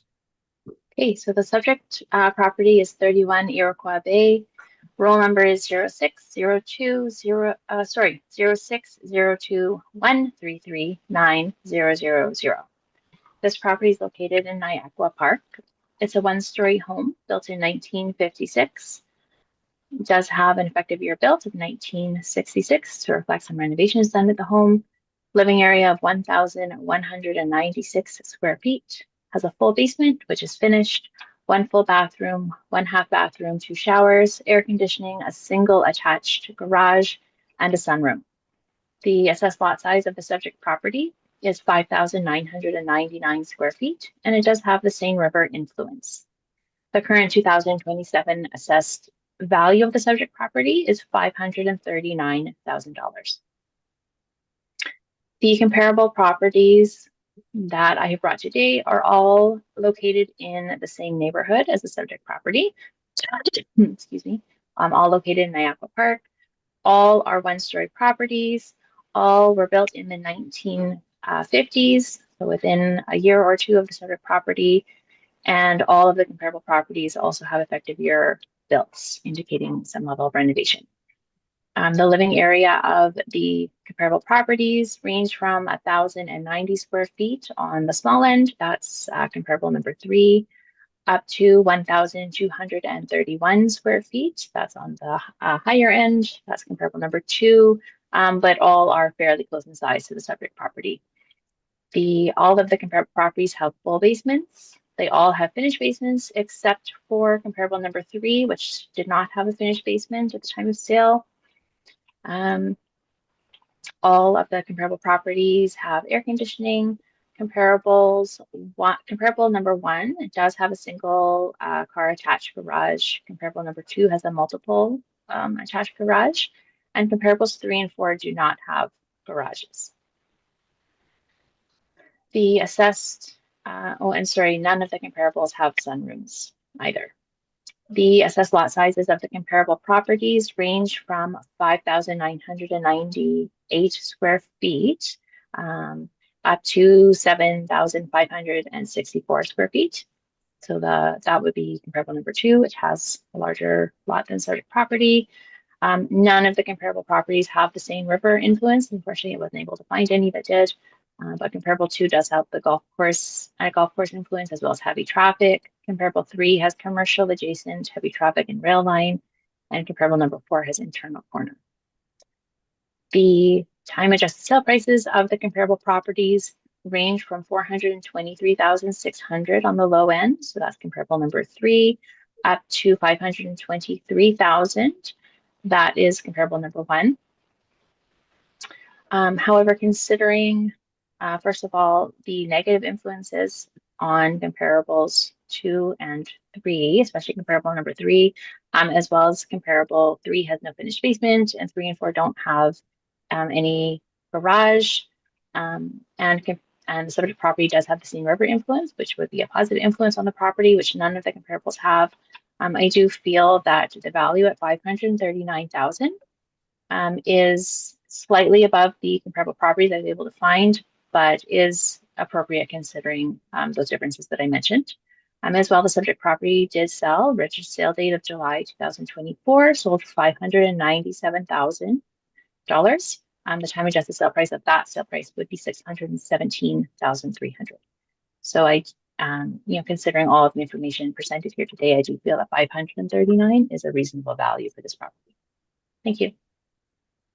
Thank you very much. Mr. Mraz, do you have any questions at this time, sir? Well, I do. I will disagree with some of the things that she mentioned, but I'm going to give you a little. I don't have any questions, sorry, no. But I'm going to give you a little. I sent an email in, and I'm just going to go over a couple things. How we're comparing different properties in the area. Okay, so I'm going to stop you there for just a second, Mr. Mraz. If you have a question of the assessor right now, fantastic. If you don't have a question for the assessor, that's okay. We'll get to your presentation in a few moments. So if you don't have any questions of the information she provided, we'll go to questions of the panel. So this is an opportunity to ask for questions. So I guess I can have one question then. Of course. So basically, the question would be for me that I'm concerned about is, okay, yeah, it seems like all the properties in question here, they're based on sale prices, right? That's all there is there. So you're taking our sale price, which we overbid on this house by over $70,000. So the $597, if we put this house up for sale tomorrow, we would not get that. I know in your notes that you're upping it, that we would probably, but we have recent sales from realtors on this particular street that have sold under asking price. Just two doors down on the other side, they were listed for $549. They ended up selling it for just over 500,000. There's one that just sold a month ago. I think it's 2022. They were listed for 549. They dropped it to 519. It's sold. I don't know what it's sold for, but in between 5 and 519. So I don't really, yeah, we know we overpaid for the house. We wanted the house. The bidding wars, they are what they are, but I don't really feel that looking at that number that you can put your own number based on that, because if we really wanted this house and said we're going to buy it for $1 million, then like, are you going to base it off that as well? So I don't think that's a real fair assessment, because the market has changed in Niagara Park. Maybe you don't agree with that, but it definitely has. The market has changed considerably from 2024 to now. Mr. Ross, is there a question for the assessor, please? I'm trying to get you to, I'm giving you a little leeway here, but I need you to ask questions. Yeah, so I'm just kind of wondering, like, is that what we paid for the house, 593 or 594? Is that something that is taken into effect on the new assessed value? So any property sale that occurs is, as long as it's a arm's length transaction, willing buyer, willing seller on the open market, it is something that is used when the model generates the value through mass appraisal. So we don't do site-specific appraisals for each property, because there's just too many. So we do mass appraisals with computers model that generates the values. And so that, the sale of your property would have been used in that model, but wasn't directly applied to your property, if that's what you're asking. So your actual sale price was just over 597,000. Right. When that price is time adjusted, so that means basically because the sale of your property occurred in 2024, we bring that sale forward to April 1st of 2025. That kind of leveled the playing field in terms of time or day of sale, date of sale, so that we can look at sales that occurred in 2023, 2024, and the beginning of 2025. And we it's almost like all of those properties sold on April 1st of 2025. Okay, it's kind of like our estimation of what they would have sold for on that date. So the time adjusted sale price for your particular property, for your particular sale, is $617,300. So that's not the value, the assessed value of your property, of course. The assessed value of your property is $539,000. So no, it wasn't the sale price, or what you purchased for the property was not directly applied to your property to generate the assessed value. Okay. Yeah. I mean, yeah, I get when I look at your comparisons and I see how, you're looking at the only comparisons you guys are using are recent sales, right? You're not looking at anything else, like, from what I look at, right? So I mean, to say that $617,000 for a 1,200 square foot bungalow, I mean, I'm kind of laughing about that. Like, that's so overinflated, like it just is. So you're basing that off because we paid 597, and I mentioned that we overpaid on a bidding war. So I don't think that's really a fair thing to take that into consideration. Look at the original price of it; it was 539. That's what they were asking for it, right? So, okay, the market is. So that's the only thing that you didn't really mention, right, about the market changing. So I guess maybe I wasn't very clear, but what I was trying to say is that the 617,000 for the time adjusted sale price is not something that was directly taken into account in the valuation of your property. It wasn't like that value was directly applied, right? Because otherwise your assessed value would be 617,000. Okay. Does that make sense? Yeah. And then in terms of the market changing, if the market in this area has changed since the April 1st, 2025 reference date, that is something that would be taken into account for the next reassessment. So, we'll see for the 2029 general reassessment if there has been a shift in the market in this area, and that those Hmm. changes to value would be applied at that time. Well, I know, I get that.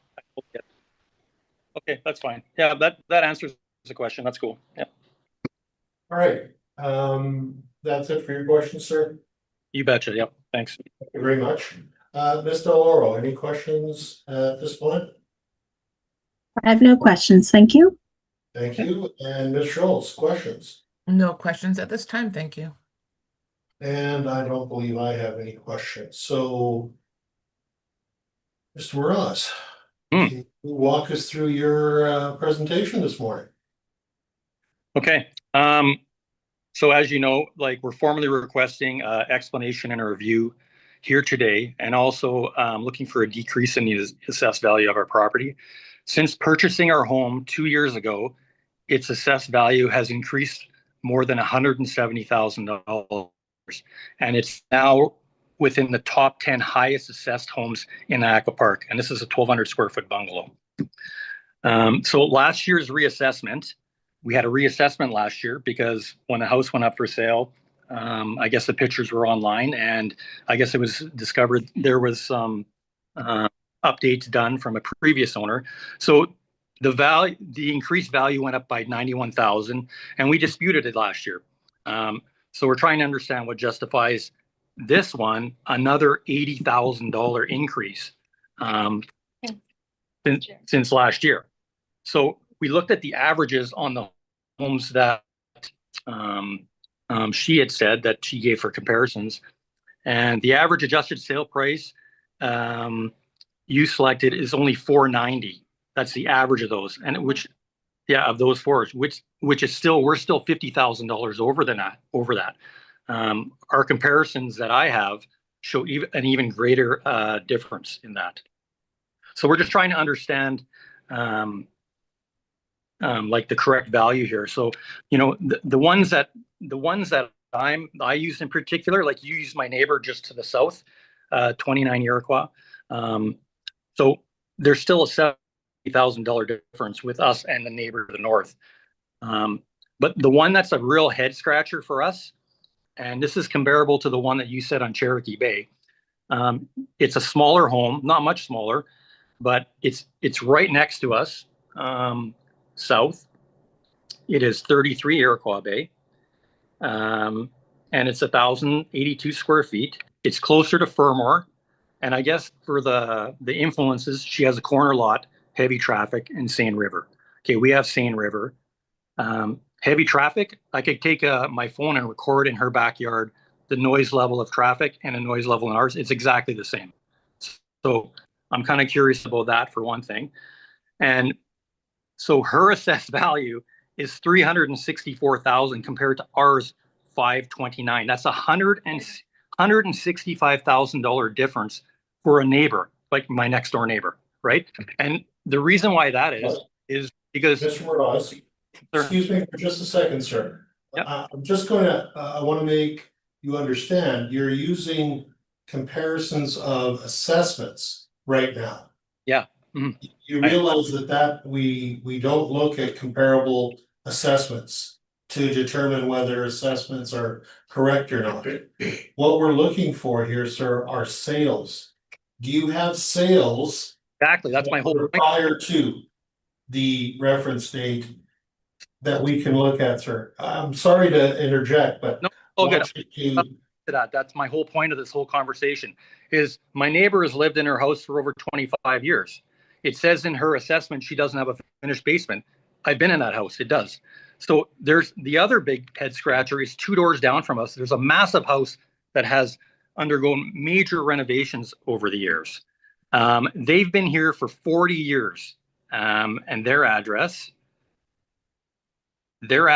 is 27 Iroquois Bay. 1,700, almost 1,800 square feet, 600 square feet more than ours. And there's, I'm just talking about the assessment there, 554. You can't talk about assessments. No, but let me finish. That's the problem. You're bringing up assessments, but they are not relevant. You have to look at sales. Excuse me, That's sir. the only way the department can talk to these things. And it's the only way we can look at them. No, but I feel that you're penalizing people for House.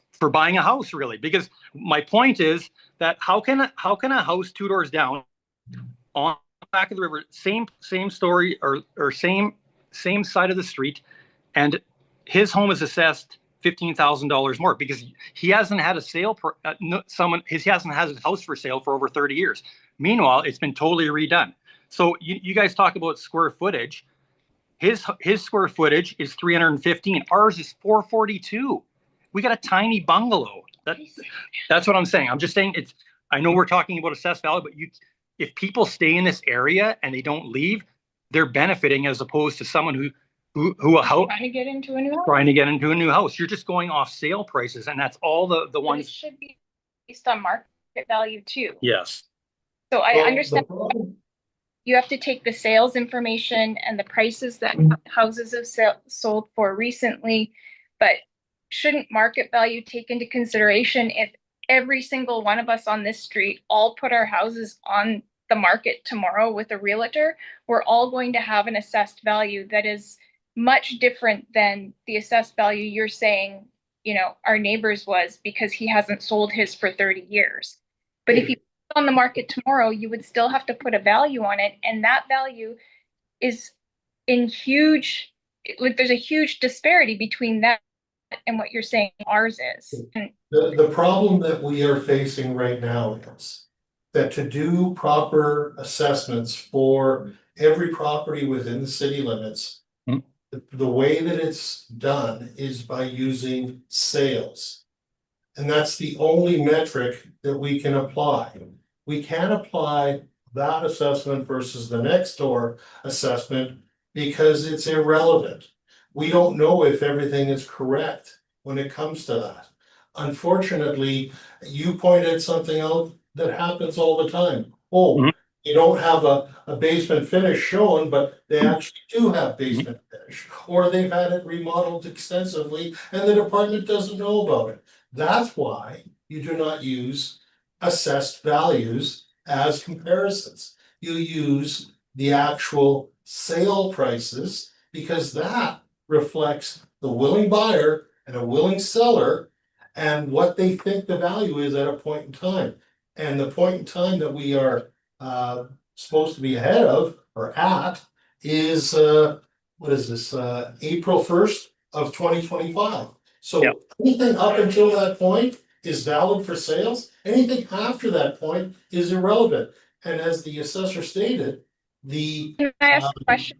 yeah, just let me finish. The assessor stated that anything after then would be reflected in the next reassessment. So I hope that helps you understand the dilemma that we have here. So No, I get what you're saying, but you know, rarely will an assessor look at, oh, you know, the sales are down, so we'll reduce your assessed value and the price of the home because the sales are going down. It never ever really does that, right?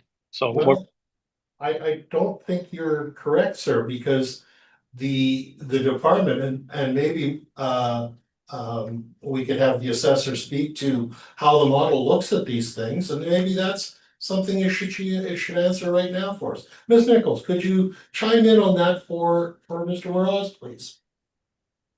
So I can answer regarding regarding the model, and if sale prices were to come down in the city or even in an area, that would be reflected in the model that kind of generates the values for properties.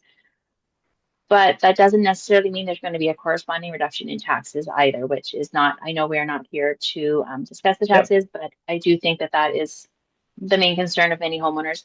So that's not really how it would work, because if the whole city, if the assessed values went down across the city, that would be reflected in the assessed value, but wouldn't necessarily be a corresponding decrease in the taxes, right?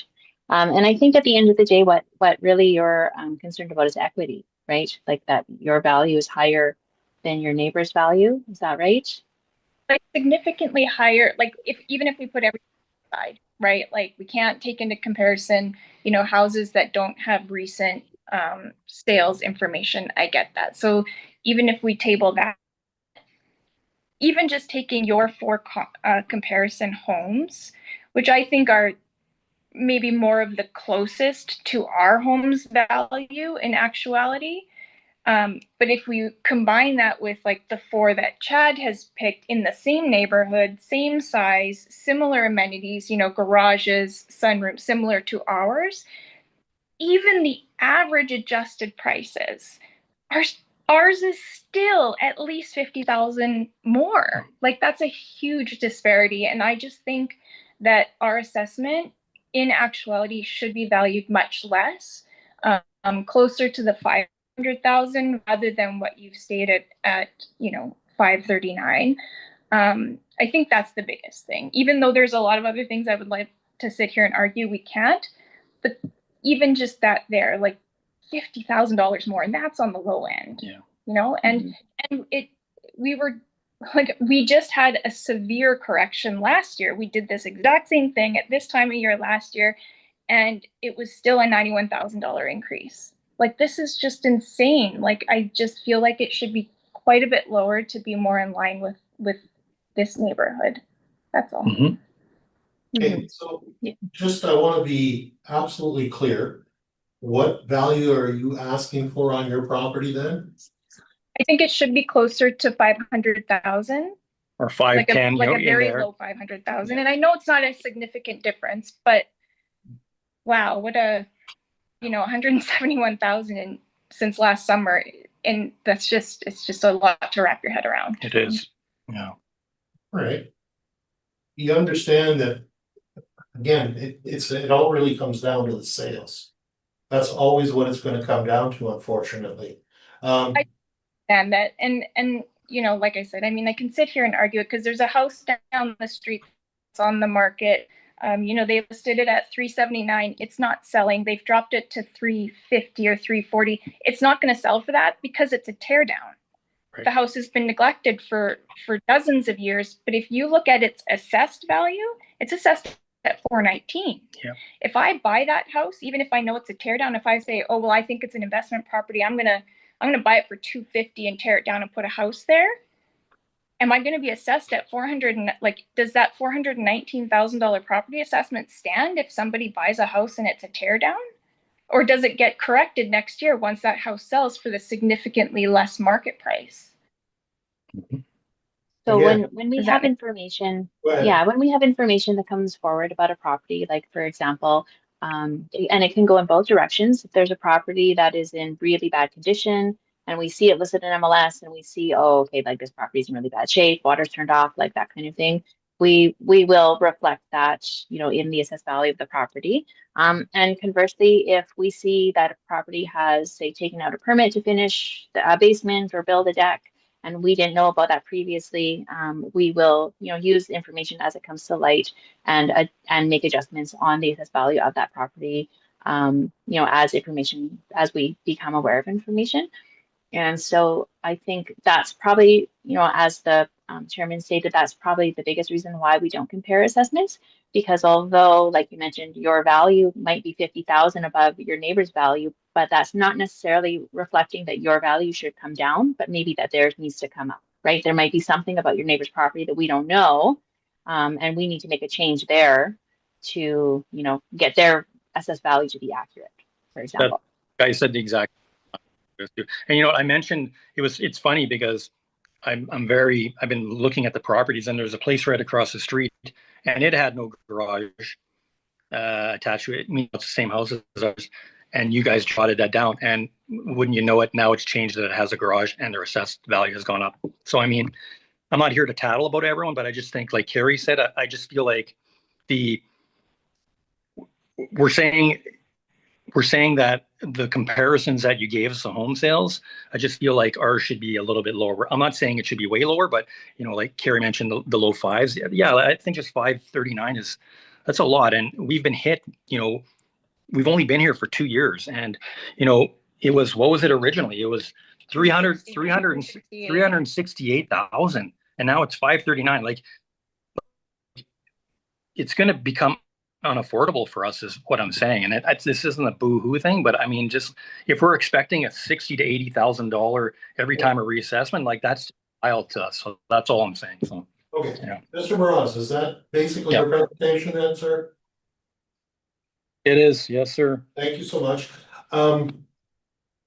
Ms. Nichols, do you have any further questions? I do not have any questions. Thank you. Ms. Schultz, any questions at this time? Mine have been asked and answered. Thank you. Thank you very much. And Ms. DeLauro, any questions? Mine have already been answered. Thank you. And I think I'm satisfied with the questions and answers. Anything to wrap up, Ms. Nichols? No, thank you. I think I've said everything. Thanks. Thank you very much. And Mr. Morales, I'll give you a final moment to surmise if you like. You know, the only thing I guess if we're just looking at like the comparisons on Cherokee with the heavy traffic and the trains and all that, I mean, like I said at the start, like if you know, for influences, like if that makes any difference in you know the values, like I said, you can come here to sit in our backyard. Heavy traffic next door, we don't have that. Meanwhile, we're her neighbor, and it's very out here too. Like it can be, right? So I mean, I'm not nitpicking or anything, but I'm saying that I noticed that the ones that have these influences, they generally have a little bit of a reduction, right? Fair enough. So, But you know, ours doesn't. but ours doesn't. So, I mean, that's something that should be looked at. I feel, you know. So, other than that, yeah, I think that's basically it. So, thanks for your time. Appreciate it. We appreciate you coming in this morning. Thank you very much for your time and your presentation. With that, we conclude your appeal. Thank you very much. You'll hear from us in due course, sir. Thank you, guys. Have a good day. You too.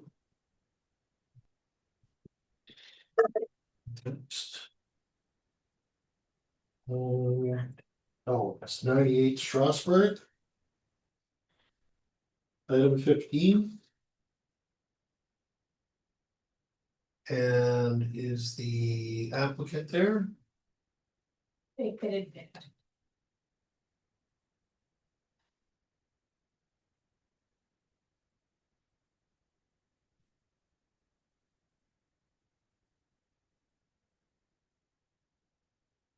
Thank you for your patience. Hi. Hi. We'll ask to have you sworn in at this time, please, Ms. Forrest. Please. Sorry? We're gonna have you sworn in at this time, please. Oh, okay. Thank you. Pitamber Faluki, can I have you state your full name, please? Carmelita Pitamber Folgi. All right, do you swear to tell the truth? Do you affirm that the evidence you're about to give in this hearing is the truth, the whole truth, and nothing but the truth? Yes. Thank you. All right, Ms. Nichols, can we have your presentation on 98 Strasbourg? Okay, so the subject property roll number is 05-009-229-100, 98 Strasbourg Drive. This property is in Amber Trails. It is a cab over, built in 2005. Living area is 1,855 square feet. Has a full basement, which is finished, 2 full bathrooms, 1 half bathroom, 2 showers, air conditioning, and a multiple attached garage. The assessed lot size of the subject property is 5,431 square feet, and it does have land influences of bus route, light traffic, as well as park. The current 2027 assessed value of this property is $657,000. So all of the comparable properties that I've brought today are in the same neighborhood as the subject property. They're all in Amber Trails. They're all cab overs, all built in the early 2000s, so between 2002 and 2004. Living area ranges from 1,634 square feet on the small end. That's comparable number 4. Up to 1,861 square feet on the large end, which is comparable number 3. So the comparable number 3 is the most similar in size to the subject property. All the comparable properties have full basements, which are finished, all have air conditioning, all have multiple attached garages, and comparable number 1 also has a sunroom. The assessed lot sizes Sorry, of sunroom? A sunroom? A sunroom, yes. We don't have a sunroom. No, the first comparable property has a sunroom. Okay. Mm-hmm. Yeah. The assessed lot sizes of the comparable properties range from 5,768 square feet up to 7,444 square feet. Land influences are variable among the comparable properties. So comparable number 1 does have the park influence, which is similar to the subject property. Comparable number 2 has hydro transformer box. Comparable number 3 has no land influences, and comparable number 4 also has the park land influence. The time adjusted sale prices of the comparable properties range from $591,900 up to $638,000. So the subject property at $657,000 is slightly above the the highest comparable property. However, in consideration of the larger living area than 3 of the 4 comparables, as well as the park land influence, which 2 of the comparables don't have, I do feel that this value is still appropriate for the subject property.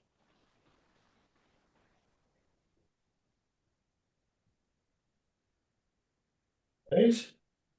Questions at this time, Madam Applicant? Questions? From me? Sorry. Yes, please. Sorry, I'm gonna have a hard time saying your name, so forgive me. It's Carmelita. Yeah, but no problem. Carolina? Okay, that's fine. If you have questions at this time of the assessor on what she's presented, this is the moment. Well, it's not necessarily questions. Like I pulled up the comparables as well. For one thing she said was light traffic. We actually have a really busy road in front of us now. It wasn't like that before, but now it is. So Strasbourg is actually a very high traffic area. The park is not in front of us. It is off to the side. We do have, yeah, finished basement. But with the comps that I pulled, they ranged like from 570 to I think 635 or so. Question to For the those. assessor on what she produced today, this. Do Sorry. you have the addresses? Like, I don't know which addresses you have that you pulled up. In her brief, you can see the address of each one. Do you have her brief in front of you? Is that the email you sent? That would be the email that was sent, yes. Okay, Should be hold on, there. I'll go. That helps.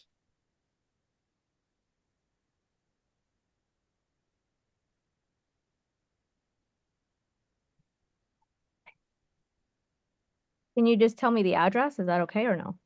Of course, they're all there on the sheet that she's produced for today. Do you not have that, miss?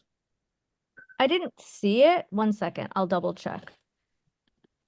This is on the assessor brief, right? That you sent? Yes. Okay. It's all there. Okay, so it's just opening. Yeah, no worries.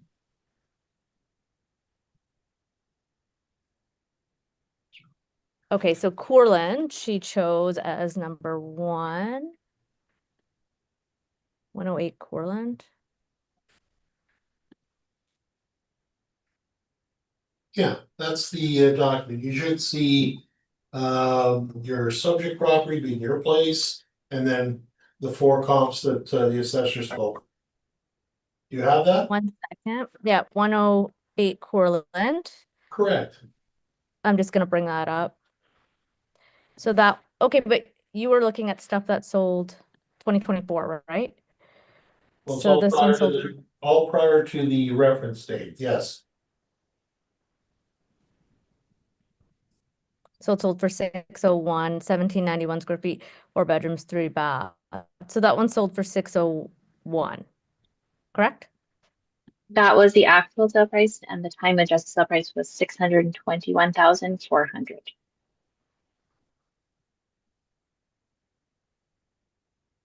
Okay, so it's basically the same as ours, just 60 square feet smaller and 2 years older.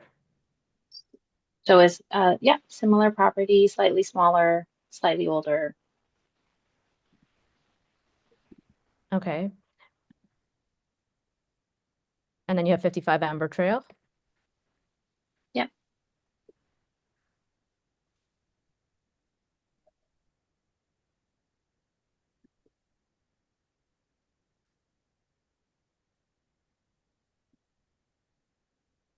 I'm just bringing these up too, 1 second.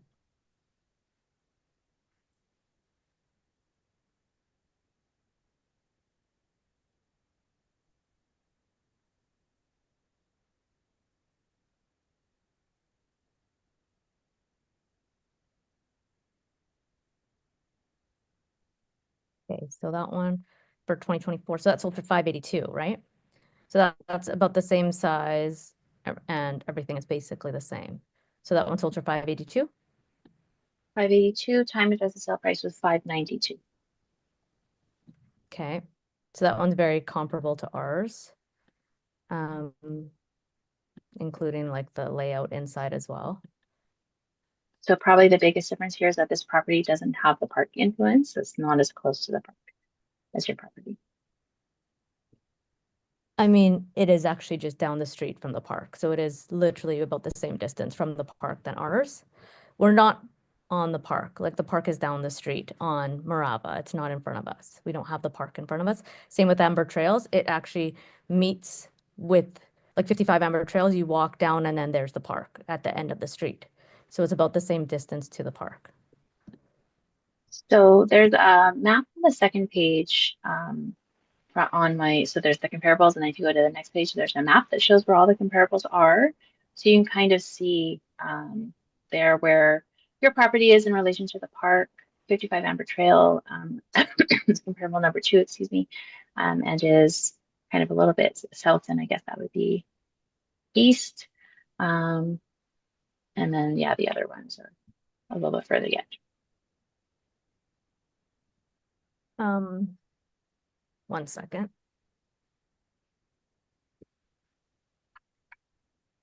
I'm just checking the distance because literally it's right up the street, both of them. So 55 Amber Trails is 400 meters from my house, 450 meters. So we're both pretty comparable to where the park is. So anyway, this would be probably a good comp is what I'm saying for 55 Amber Trail. And then you use 66. 66 Marcy Close. Mm-hmm.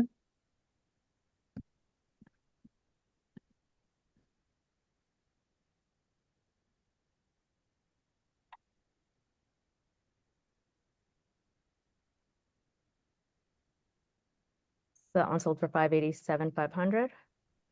So tiny bit bigger. So this one is 587. The time adjusted sale price is 638,000. When it sold for 587, it adjusted 50,000. So it sold for 587,500 in July of 2023. So that sale had to be brought just about 2 years forward. So the time adjusted price is 638,000 for that property. Okay, and then your last one. Sorry, what's the last one? I just lost it when I moved the, what's the last address? It's 84 Land Bay.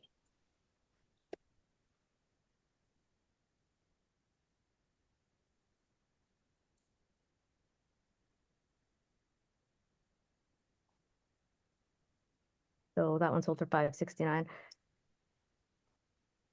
And time adjusted sale price was 608,500.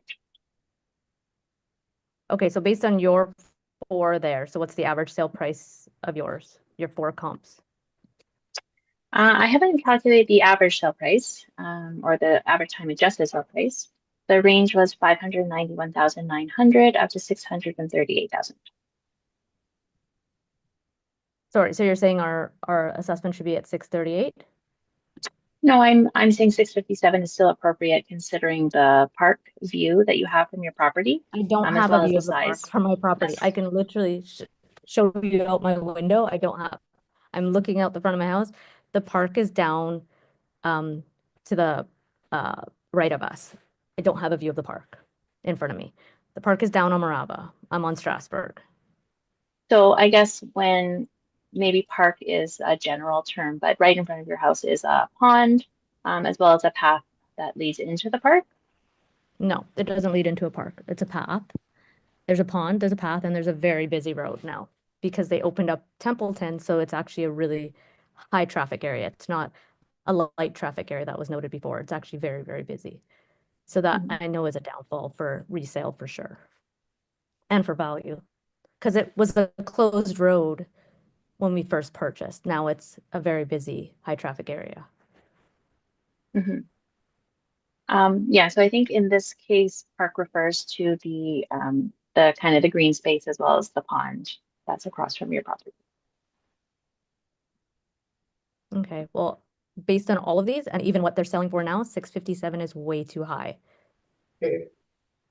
If you have questions, that's fine, but we'll leave your thought in terms of what your value, you believe the value is to when it's your turn. So if you're done with questions at this point of the assessor, we'll move on. Sure, yeah. Is that okay? Oh, yeah, for sure. Fantastic. Ms. Schultz, do you have any questions at this point? Just one question. So if I'm looking at your comparable number 3 at 66 Marcel Close, compared to the subject property, other than, okay, the lot size is larger on the comparable number 3. You've got the adjusted sale price at 638 versus 657 on the assessment for the subject property. Bigger lot, very similar in size of square feet. Why the difference in price per square foot? So for comparable number 3, you'll notice that there is no land influence for this property, where the subject property does have a nice view of a pond with there's a path that goes around it and a green space in front. And so I think, that difference in value or in price is just reflecting the location there. Okay, thank you. Thank you. And Ms. Deloro, do you have questions? I have no questions at this time. Thank you, Mr. Chair. Thank you very much. And I believe I do not have any questions, so we can move on to your presentation at this point. Please go ahead. Are you talking to me? Sorry, you cut out. Yes, I'm sorry. Please go ahead with your presentation. Well, okay, well, I'm not 100% sure how this works. Like I sent in comparables for what I thought were pretty accurate comparables to our home. And also I guess you guys go on based on 2023 to 2024. Now none of these are selling for this. So saying that this is what our house is worth, like it's quite high compared to all of these that sold. Even our neighbors sold at 94 Strasbourg. They sold in 2025 for 602, and that's a pretty comparable house as well. It's 5 bedrooms, 3 baths. They are smaller by 150 square feet, but they're very comparable. They're right next door. They sold for 602 in 2025. And all of the comps, like the average for all of these was 607 for list price. The average sold price was 594. I guess I submitted probably about like 15 or 16 comparables, all with ranging from 1680 square feet all the way up to 1900 square feet. And none of these, like the highest price one, I think, is the 630. There's one for 632, also 50 Marseille. And that one's pretty close to ours. So I feel that 657 is quite high for our taxes. Or for value of our home. And again, having the pond is great, but you also have a very busy street now. It was not like this when we purchased. There was actually a dead end road. So now it's a high traffic street. And again, park is down the street. So What do you think the value of your property should be based on the sales that you've given us today?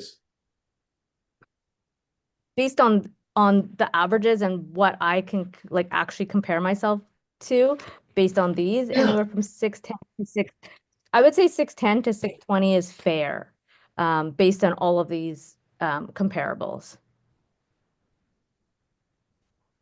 So you want, I'm sorry, could you repeat that, please? I said anywhere from 610 to 620, I think is a very fair, accurate price, All right. especially based on all the comparables. Yeah. All right. Is there anything else in the comparable list that you have produced for us today that you want us to look at specifically that compares best to your property? I mean, again, my neighbor is literally right next door, so they have the same views, same distance to everything we're talking about. They sold, it was 2025, it sold for 602. So that would probably be one of the better comparables, although it is again 150 square feet smaller, right? So however you adjust that, So you're talking that'd probably be, 94? You're yeah, talking 94. 94 Strasbourg? And Yeah, that that one sold. on April 28th of 2025, correct? Yep, they sold last. Yeah, yeah. Which is just slightly past the reference date that we're looking for, unfortunately, but Oh, I thought, okay. sorry, I thought it was June of Yeah, 2025. April 1st is the reference date, so is there any other one specifically that you can point to within the reference time that? I see that the next one is also just after the reference date. I mean, we're talking days at this point, and I appreciate. Yeah. Yeah, let me just grab it then for you. Yeah, like this, the one at 135 Moselle Drive.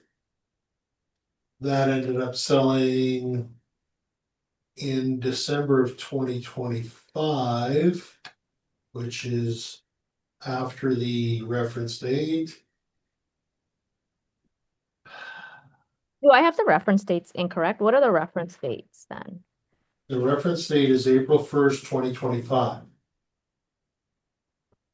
And, but from 2023 to there? Yes, anything up to that date, absolutely. So you've got one here, 2 Mercedes Drive. That appears to have sold in November of 24, which would be fine. So we're looking up to end of December, end of March 2024 Right. is what you're saying. Okay. So what I'm saying to you is that, is there anything you'd like to point to that you feel really is comparable to your property? I mean, I can look here at 41 Gemstone Cove. This sold in July of 24 for 665,000. That appears to be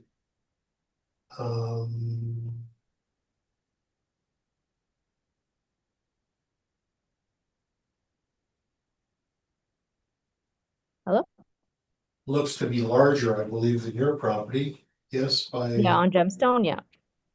yeah. I'm just, you feel that your property should be between 610 and 620 at the end of the day, Yes. right? Yeah. Okay. Yes. Is that basically your presentation then, Ms. Carmelita? I guess so. I've submitted the comparables that I have. I don't know if you guys have those with you, or if you just have the ones that she has They're sent. all here in front of us. Yeah, we have them all. You have them all. Yeah. We So do. based on those and knowing what my home also looks like, I would think 610 to 620 is like, for now, I think that's where it should be, because 657, there's nothing even selling for 657 here. Like, it's just way too high. It just doesn't, it's not accurate. Based on the comps, it's not accurate. All Yeah. right. Okay. So what exactly happened now? I've never done this, so I don't know how this works. It's okay. What we're gonna have next is the assessor's gonna ask you a few questions if she has any.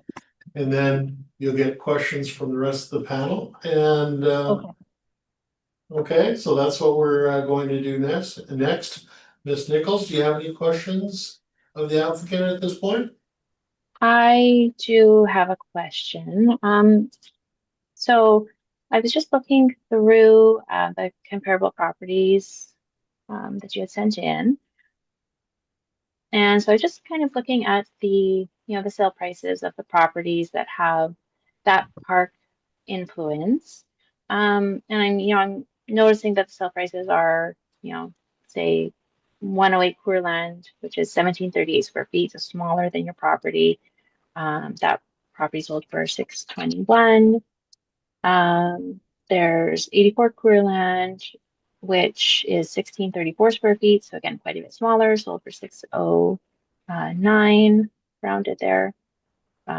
79 Jetland, which has a park influence, 1720 square feet, so again, smaller than your property, sold for 620. Which one was And that so last one? that was 79 Jetland.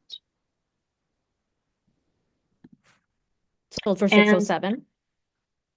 time adjusted sale price was 619.7 for that property. And so I guess I'm just wondering when you had mentioned earlier that you're looking for a price somewhere between 610 to 620,000, are you not feeling that there is value to, being across from, a nice pond with a green space and a walkway? Is that there's no value attributed to There's that? value, but okay, so I'm looking at what they sell for. I don't know how you adjust it. So you keep saying I can see it sold for 607. You're saying, well, price adjusted is 619 or something. I don't know how you adjust the price. So I'm basing it on what I see. So I'm taking an average of what these are selling for. I have no idea how you're adjusting it. I have no idea how you're doing that. I see. So you're using the yes, actual sale it's prices. fine. So Yeah, you're I don't, using the, was there something that you guys had showing how you adjust it? Because I have no idea. Like literally I'm saying, this is what these ones all sold for. Again, having the lake is great, but having the busy street is not. It's not, it's actually not a bonus at all. The street is insanely busy.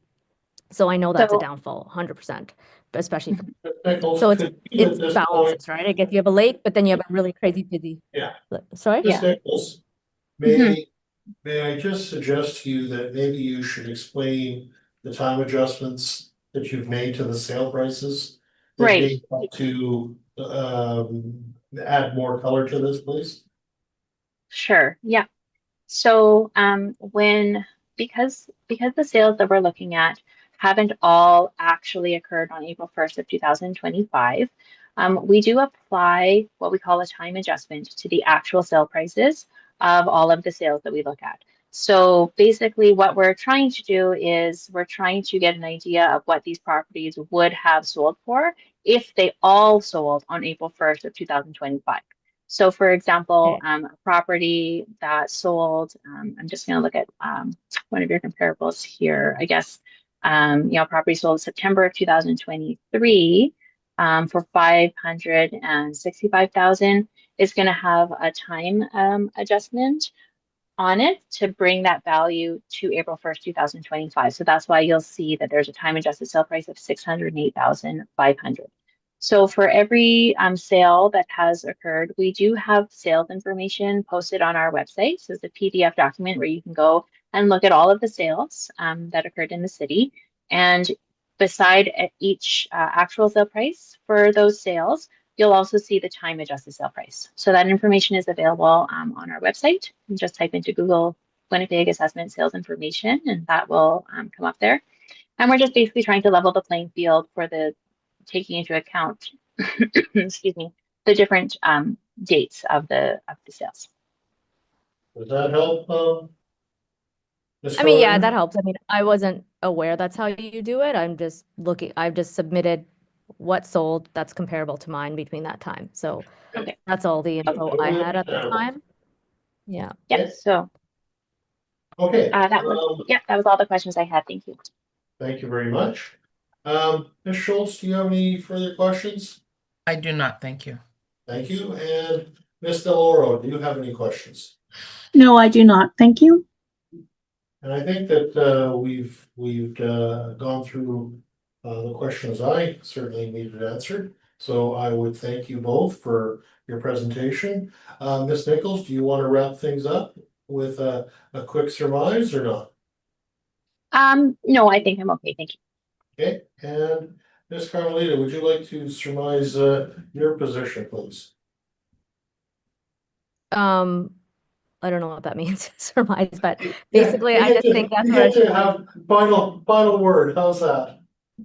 Final word. Okay, I can say her 66 Marseille that sold for 587,500 in April is probably the most comparable to ours. 5 bedrooms, 3 baths, 1860 square feet. So that's probably the best comp, except they actually have an extra dining area. So, in the actual house. And that was one of her comps as well. So I think the 657 assessment is quite high compared to all of these. And even what, I don't know, I guess you don't look at what's selling now, but even what's selling now, they're not even selling for that. So it's hard We to can't look at comprehend what's that selling now. price. That's the problem. Yeah, Yeah, yeah, yeah. that's But our even then, problem. We like, can't look at today, we can look at only before April 1st of yeah, 25, yeah. so. Yeah. And even looking at those, like, I mean, nothing sold for that, you know, like for 657, they're not selling, not even close to that. So I'm just saying, I think that needs to be adjusted because it is quite high, especially based on cost. Yeah. Thank you very much for your presentation today. We Thank you. will close this appeal at this point, and Okay. we will send a decision along to you as soon as possible. And Perfect. again, we thank you for coming this morning. Thank you. Okay. Thank you. Have a good day. Take care. Bye. Thank you so much. Bye. All right, ladies, I believe we have 2 more properties on the dock.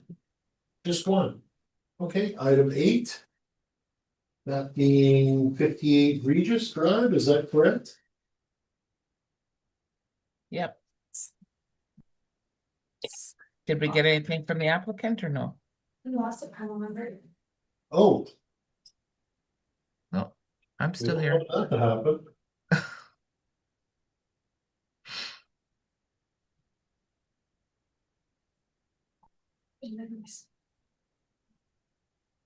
Maybe take our recess while we get her. Yeah. Okay, and we're gonna take a quick recess and we'll be back shortly. Okay. We're live. All right, welcome back.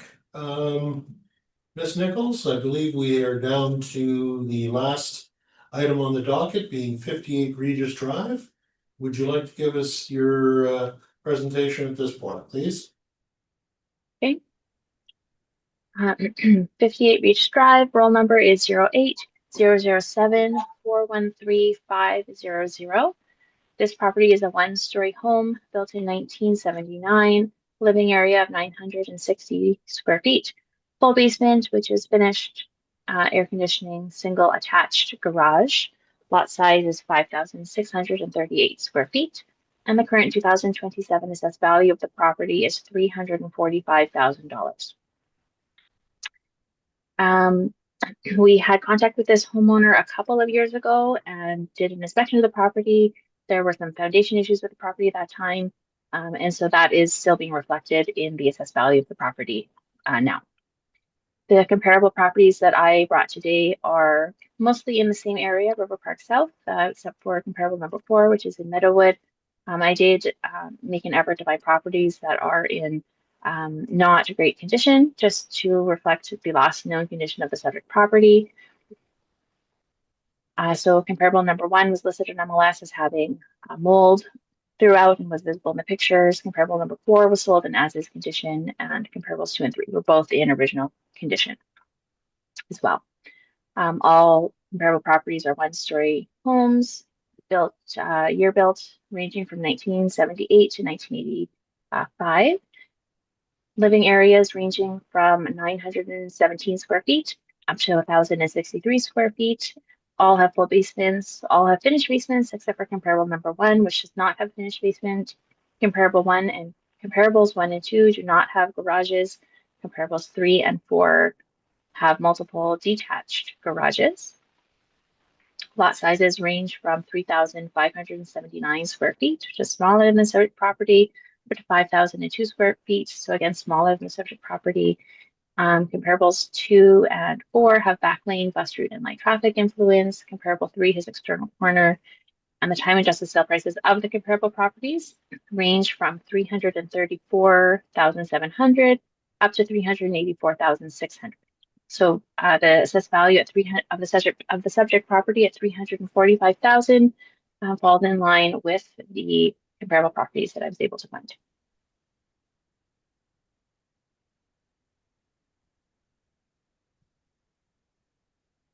All right. Thank you. Ms. Schultz, any questions at this time? Not for me, thank you. Ms. Deloro, do you have any questions? Nothing from me, thanks. And neither do I. And so with that, that'll conclude this particular property, and it concludes the adjournment for the day. So thank you very much for coming this morning, Jennifer, and we have heard all items scheduled, and the hearing is now adjourned. Thank you very much. Okay, thank you. Have a great day. You also.